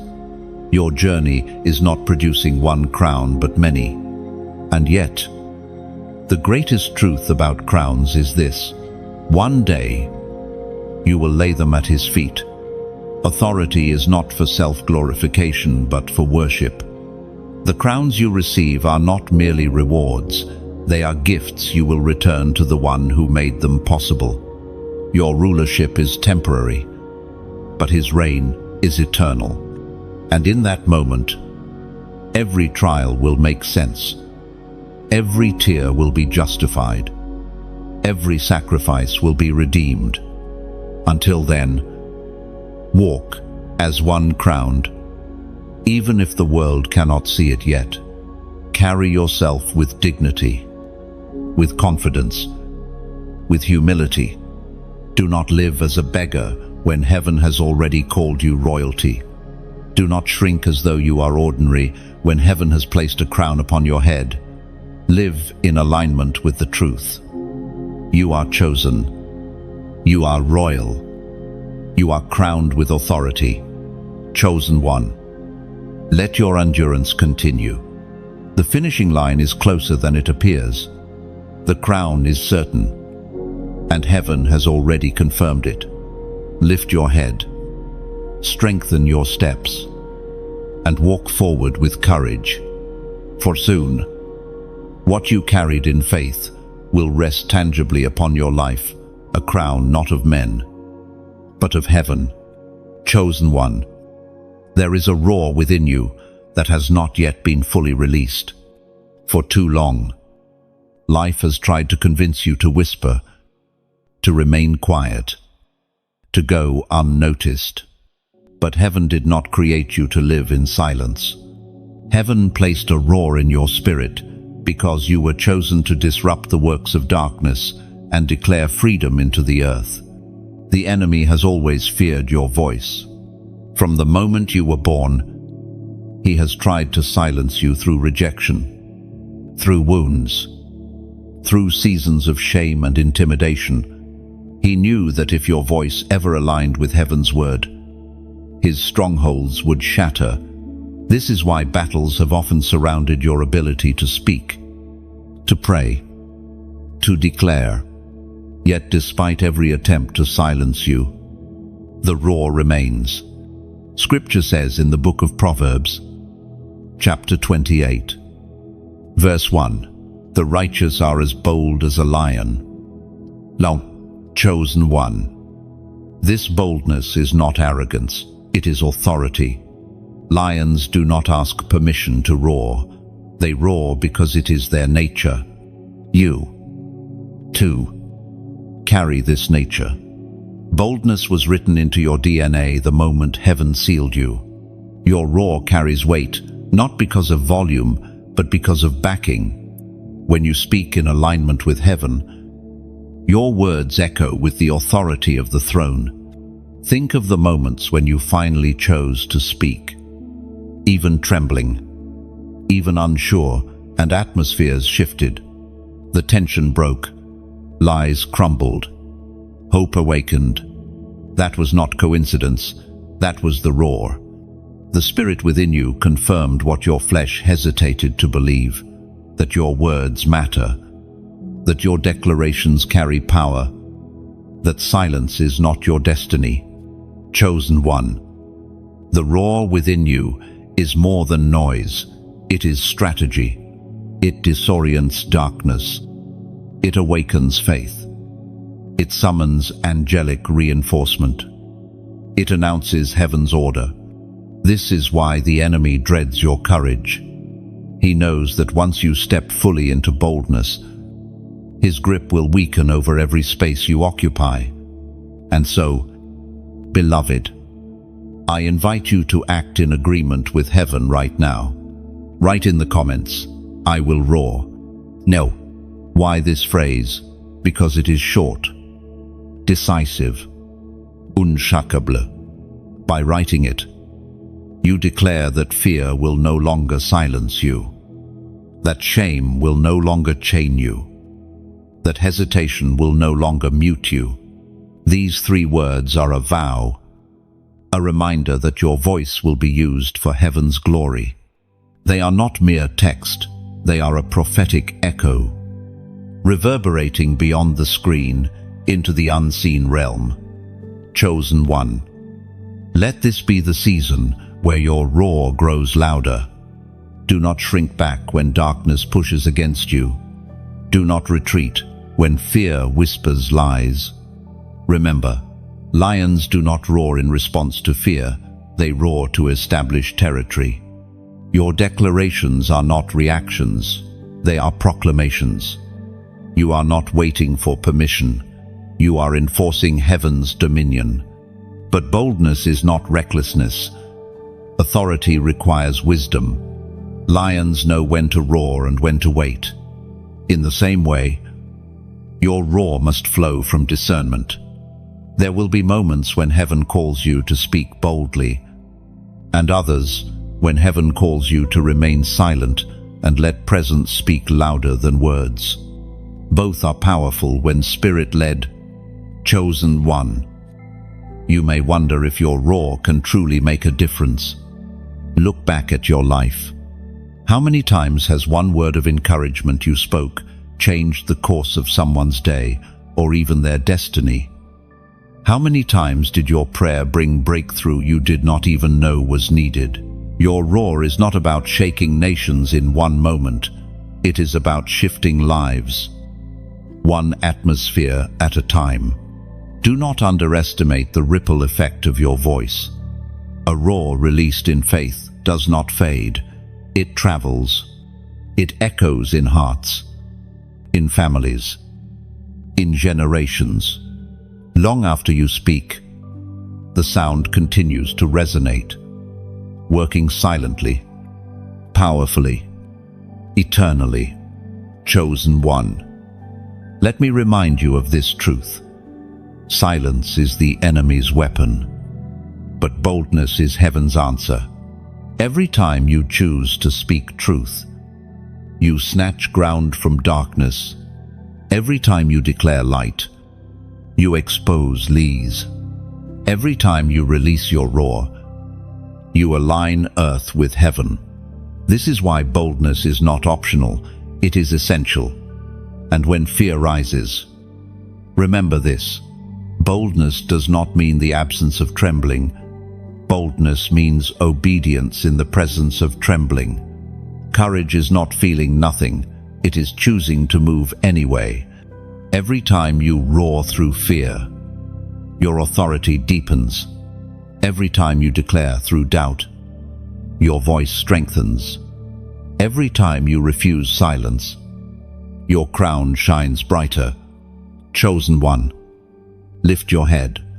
Place your hand over your heart. Hear the Spirit whisper. The roar in you is real. It is heaven-born. It is time to release it. You are not a whispering shadow. You are a lion in the Spirit. Your voice matters. Your roar shakes realms. So let this be your resolve. You will no longer apologize for your authority. You will no longer bury your voice in silence. You will no longer allow intimidation to chain your words. You will roar. And when you do, the earth will know. Darkness will tremble. And heaven will confirm once again, you are chosen.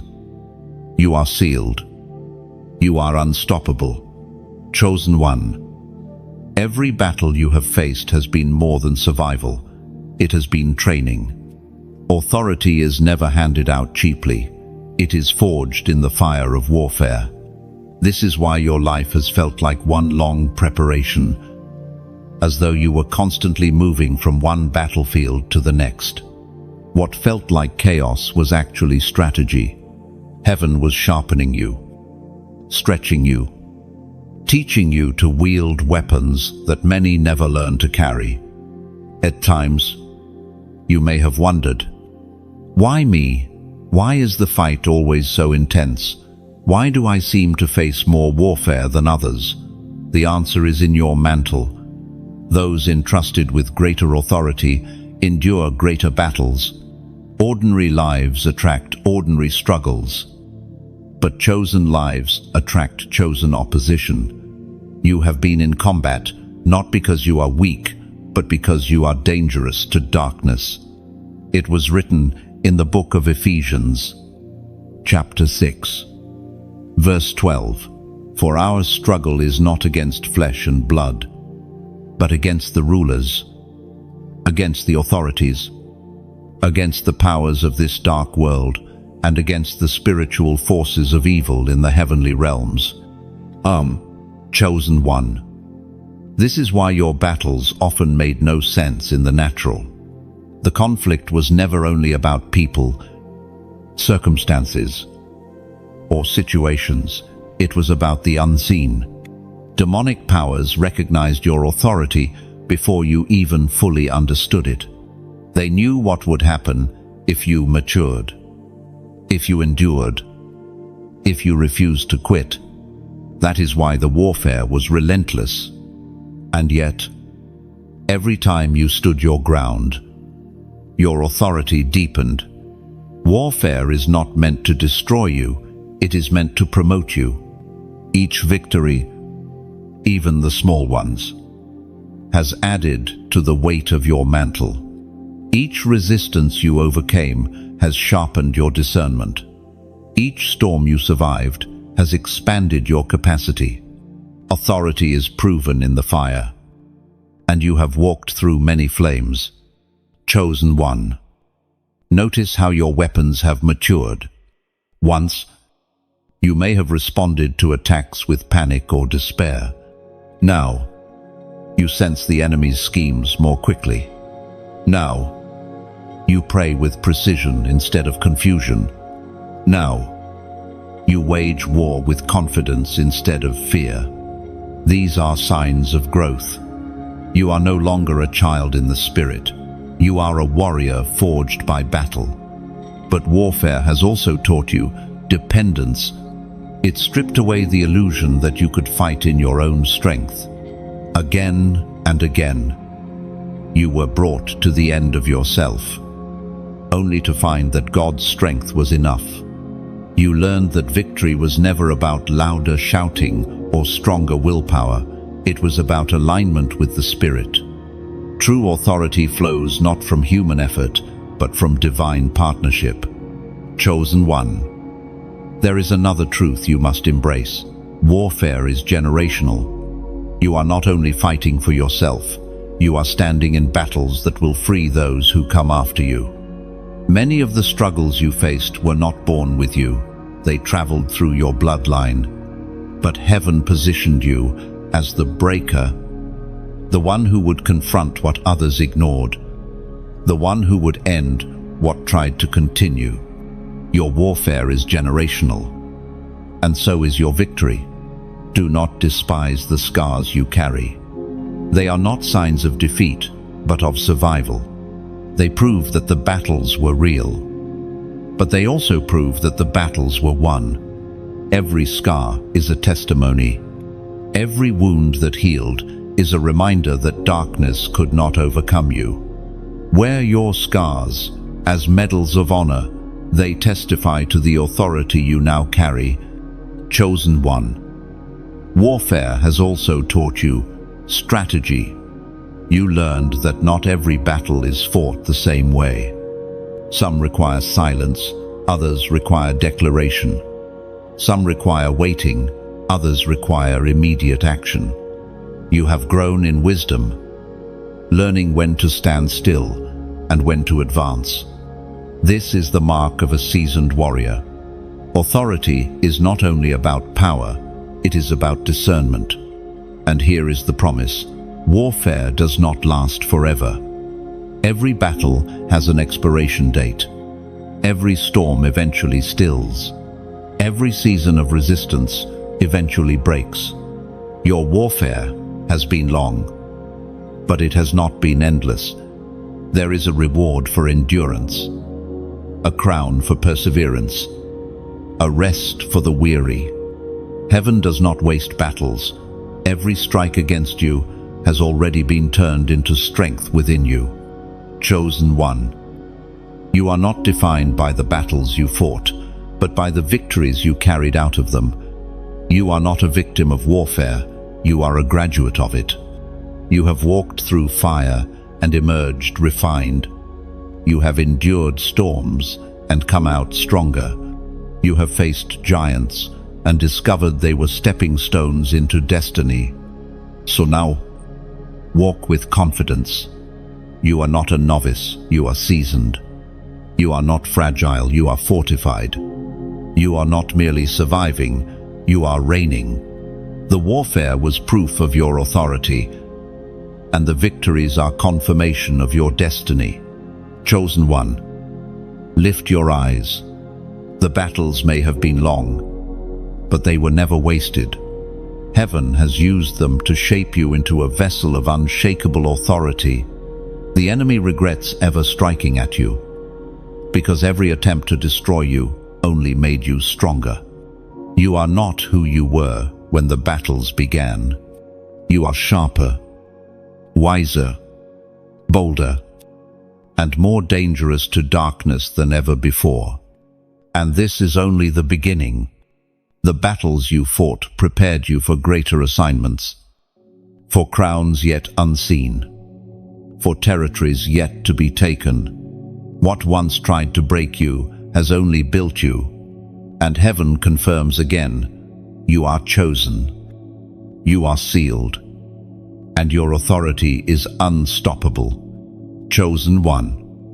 There is a mystery hidden in the way heaven moves. Exaltation comes through humility, and true greatness comes through servanthood. Authority is never for self-glorification. It is always for stewardship. You were not given influence to build monuments to yourself, but to extend the kingdom. Every ounce of power in you is meant to serve, to heal, to lift, to guide. From the beginning, you may have felt the pull of leadership, yet heaven kept you in hidden places, while others rushed to platforms. You were trained in obscurity, while others sought recognition. You were learning discipline. At times, you felt overlooked, even forgotten. But in truth, you were being preserved. Heaven was teaching you that authority without humility collapses, but authority with humility becomes unstoppable. We are reminded through the writings of David in the Psalms, chapters 75, verses 6 and 7. No one from the east or the west or from the desert can exalt themselves. It is God who judges. He brings one down. He exalts another. End quote. Chosen one. Exaltation is never self-manufactured. It is not about striving harder or pushing doors open. It is about alignment. When you walk in humility, heaven lifts you in the right time, to the right place, for the right purpose. You cannot manipulate timing, but you can prepare your posture, and your posture humility, surrender.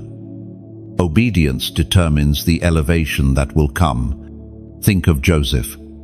Though he dreamed of rulership, he first endured betrayal, slavery, and prison. Each step was humbling, stripping away pride, preparing him to carry authority without corruption. By the time he stood before Pharaoh, he was no longer a boastful dreamer. He was a vessel ready to save nations. So it is with you. Every humbling season has been preparation for safe authority. Chosen one. Humility is not weakness. It is strength under control. It is knowing you carry authority, yet choosing to use it with gentleness. It is the ability to serve when you could demand, to forgive when you could retaliate, to wait when you could rush. Humility is the crown's foundation. Without it, authority becomes dangerous. This is why your journey has been marked by hiddenness. Heaven had to teach you to be content in silence, to trust Him when no one was watching, to find your worth, not in applause but in His voice. Many struggle when no one sees them, but you have learned that the unseen seasons are sacred. They are where roots grow deep, where character is forged, where motives are purified. Chosen one. Do not despise these hidden places. They are proof that heaven is guarding your destiny. Prémature exposure destroit. But divine timing protects. You will be revealed not when you demand it, but when you are ready to carry the weight without pride. And when heaven reveals you, no man can obscure you. Your authority is safest when humility is your anchor. This is why the enemy often tempts chosen ones with pride. He whispers, "You deserve recognition now. Why wait? Why serve when you could rule?" But pride is the quickest path to downfall. What pride promises quickly, humility secures eternally. Chosen one. Remember also that Jesus Himself walked this path. The one with ultimate authority washed the feet of His disciples. The one who could summon angels chose a cross. His humility did not weaken His authority, it magnified it. And because He humbled Himself, He was exalted above every name. You walk in His pattern. Your humility is the seed of your exaltation. Even now, heaven is preparing to lift you. You may not see it, but doors are aligning. Favor is gathering. Assignments are being written with your name. When the moment comes, you will not have to push. It will open naturally. What once resisted you will yield, not because of your striving, but because of heaven's decree. But hear this, beloved, exaltation will not feel like escape from humility. It will demand even greater humility. The higher you rise, the deeper you must bow. Authority increases responsibility, and only humility can sustain it. Never forget the hidden places, the lessons of obscurity, the refining fires. They are the anchors that will keep your crown secure. Chosen one. The world may clamor for platforms, but you are called to something higher. You are called to steward authority with humility, to lead without arrogance, to shine without overshadowing. Your greatness will not be measured by how many bow to you, but by how many you lift with your authority. So do not rush. Do not strive.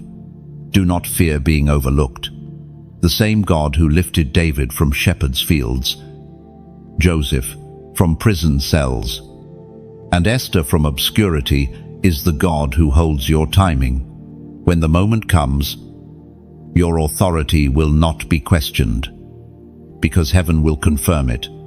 Until then, walk humbly, serve faithfully, and let humility be your crown in the waiting. Chosen one. Authority born of humility is unshakable. No storm can topple it. No slander can erode it. No betrayal can remove it. For what God exalts, no man can pull down. And when he exalts you, it will not only be for your sake, but for the sake of those you are called to serve. Lift your head, beloved. Your hiddenness has not been in vain. Your humility has not gone unnoticed. Heaven sees, heaven records, and heaven rewards. Authority is already within you, but its full unveiling will come in the perfect time. Until then, remain steadfast, walk humbly, serve deeply, for in due season, heaven will lift you high, and the world will see what heaven already knows. You are chosen, you are sealed, and your authority is heaven-born. Chosen one. There comes a moment in the journey when you realize that your authority is not merely about battles survived or crowns promised. It is about legacy. Authority without legacy dies with the individual. But authority that is heaven-born extends beyond generations. What you carry is not just for you, it is for those who will come after. Those who will walk paths you may never see. Those who will reap the fruit of seeds you have sown in hidden places. Legacy is not always measured in monuments or written in books. Often, it is hidden in the quiet ways you live, in the decisions you make when no one is watching. In the words, you release that ripple further than you know. You may never see the full scope of your influence on this side of eternity, but heaven records every act, every word, every choice. Legacy is the eternal echo of obedience. It was proclaimed in the book of Hebrews, chapter 11, verse 4. By faith Abel still speaks. Even though he is dead, he still speaks through his faith. Then, chosen one. Do you see? Abel's legacy was not in long years or countless deeds. His testimony was faith, and it still speaks. This is legacy, that long after you are gone, the faith you lived continues to speak. The authority you carried continues to shape. The obedience you chose continues to ripple.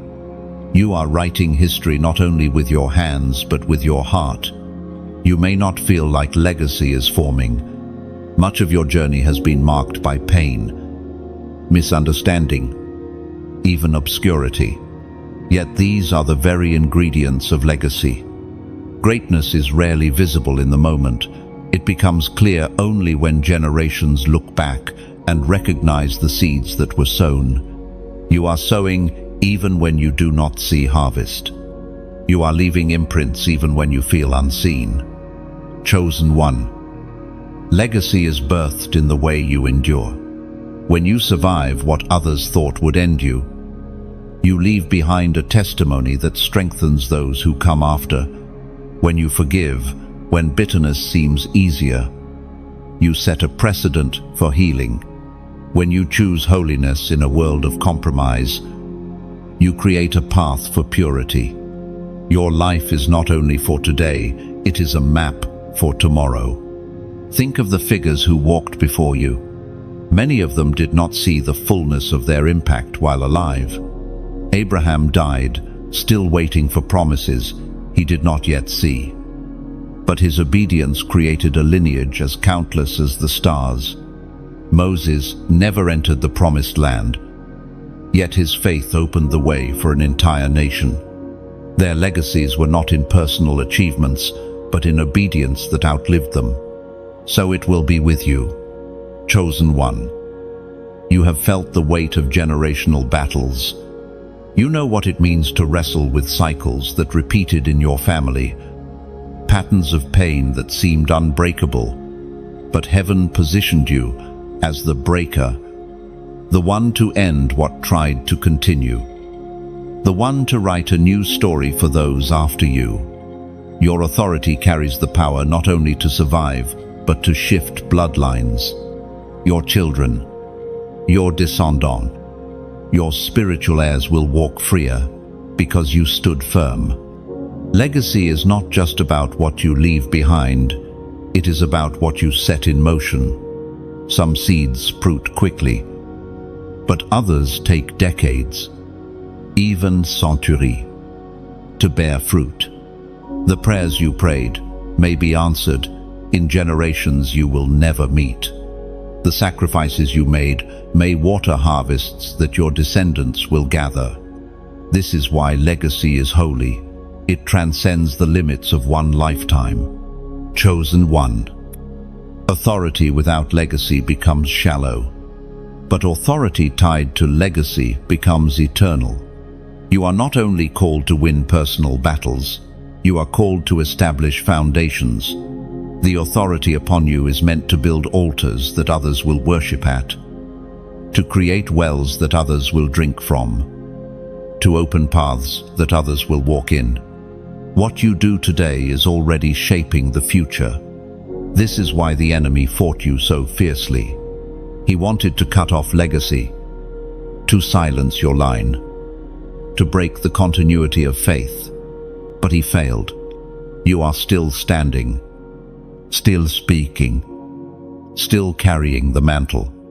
Your very survival is evidence that legacy is alive, that authority has not been broken, that heaven's decree is unshakable.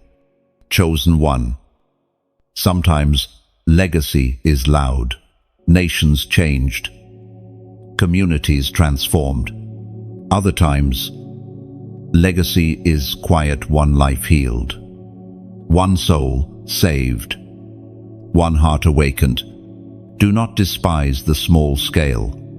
Heaven does not measure impact the way humans do. One life touched can ignite generations of transformation. Abel still speaks, not because of countless deeds, but because of faith. Your faith, too, will speak. And remember this, legacy is not perfection. It is faithfulness. You will stumble. You will falter. But even then, your testimony will not be erased. Legacy is built not on flawless performance, but on perseverance, on rising again, on refusing to let failure have the final word. Your scars will speak as loudly as your victories. They will testify that grace is real, that endurance is possible, that heaven sustains. Chosen one. Legacy also requires intentionality. Authority without direction can fade, but authority with vision endures. Ask yourself, what am I building? What am I sowing? What paths am I creating for those after me? You are not only called to endure, you are called to prepare. The mantle on your life is not only for battles, but for blueprints. Others will walk in the structures you establish. Do not fear that your life will be forgotten. Heaven never forgets. Even if men overlook you, your obedience is carved into eternity. Even if your name is never written in history books, it is written in heaven's book, and the echoes of your life will carry long after you are gone. Speaking faith, declaring victory, leaving testimony. Chosen one. Take courage. You are part of a story bigger than yourself. Your authority is heaven-born, but your legacy is heaven-secured. Walk faithfully today, knowing that every step writes history. Speak boldly today, knowing that your words will echo in generations. Stand firm today, knowing that your endurance becomes their foundation. And when the final chapter of your story is written, your legacy will not be measured in titles, possessions, or applause. It will be measured in faith. It will be measured in obedience. It will be measured in the eternal echo of a life lived as heaven's chosen one. Chosen one. Every step of your journey has led to this, the revelation that your authority is not only heaven-born but heaven-confirmed. It was never fragile, never temporary, never dependent on human approval. It has always been anchored in eternity. You are not here by chance. You are not breathing by accident. Your story, with its valleys and victories, was divinely authored to reveal heaven's power through you. Look back for a moment. Think of the nights you cried in silence, certain you would not survive another day. Think of the betrayals that broke your heart, the storms that rattled your faith, the battles that bruised your soul, and yet you are still here. This alone is evidence of your seal. Darkness tried to extinguish you, but heaven refused to let you fall. Every breath you take is confirmation that your assignment is not finished. Chosen one. Every scar on your soul has become a line in heaven's testimony about you. What once felt like weakness has been transformed into authority. The betrayals, the storms, the lonely nights, none of them were wasted. Each became a stone in the altar of your destiny, proof that nothing could silence your calling. You did not just survive, you were refined. Your survival is not ordinary, it is sacred, stamped as evidence of God's relentless preservation. And now, beloved, your presence itself is prophecy. When you walk into a room, you carry evidence that darkness failed. You are more than an individual. You are a living declaration that heaven's decree stands unshaken. Every step you take announces that what was meant to bury you has become the platform beneath your feet. Others may only see a person, but the unseen realm recognizes a warrior crowned with unshakable authority, chosen and confirmed beyond dispute. It is written in the book of Romans, chapter 8, verse 37. No, in all these things we are more than conquerors through him who loved us. End of chosen one. More than conquerors, not barely surviving, not scraping by, not holding on with weakness. More, you were designed to triumph. Toreng, to embody victory in every sphere of your life. This is not arrogance, it is identity. The crown of victory has already been placed upon you in the spirit. You are not fighting for victory, you are fighting from it. This is why the trials never had the final word. Pain was real, but it was not permanent. Opposition was fierce, but it was not final. Every storm, every wound, every scar has been woven into testimony. Authority is not only proven in victories, it is revealed in survival. You are walking proof that nothing can overturn what heaven has decreed. Chosen one. The seal of heaven rests on you like fire that cannot be quenched. When you speak, the words carry weight because they flow from this fire. When you walk into rooms, atmospheres shift because the seal announces you before your mouth does. When you stand, you embody resilience that terrifies darkness. Heaven has confirmed you, and no voice of man can revoke that confirmation. But this authority is not an end point, it is a commissioning. To be chosen is not to sit idly, it is to step boldly. You have been prepared for such a time as this. The world does not need imitation, it needs authenticity. It does not need echoes, it needs voices. And your voice, yes. Yours was crafted for this generation. Chosen one. Never again believe the lie that you are insignificant. Never again bow to the whisper that you are replaceable. Heaven's hand is upon you. Unique. Undeniable.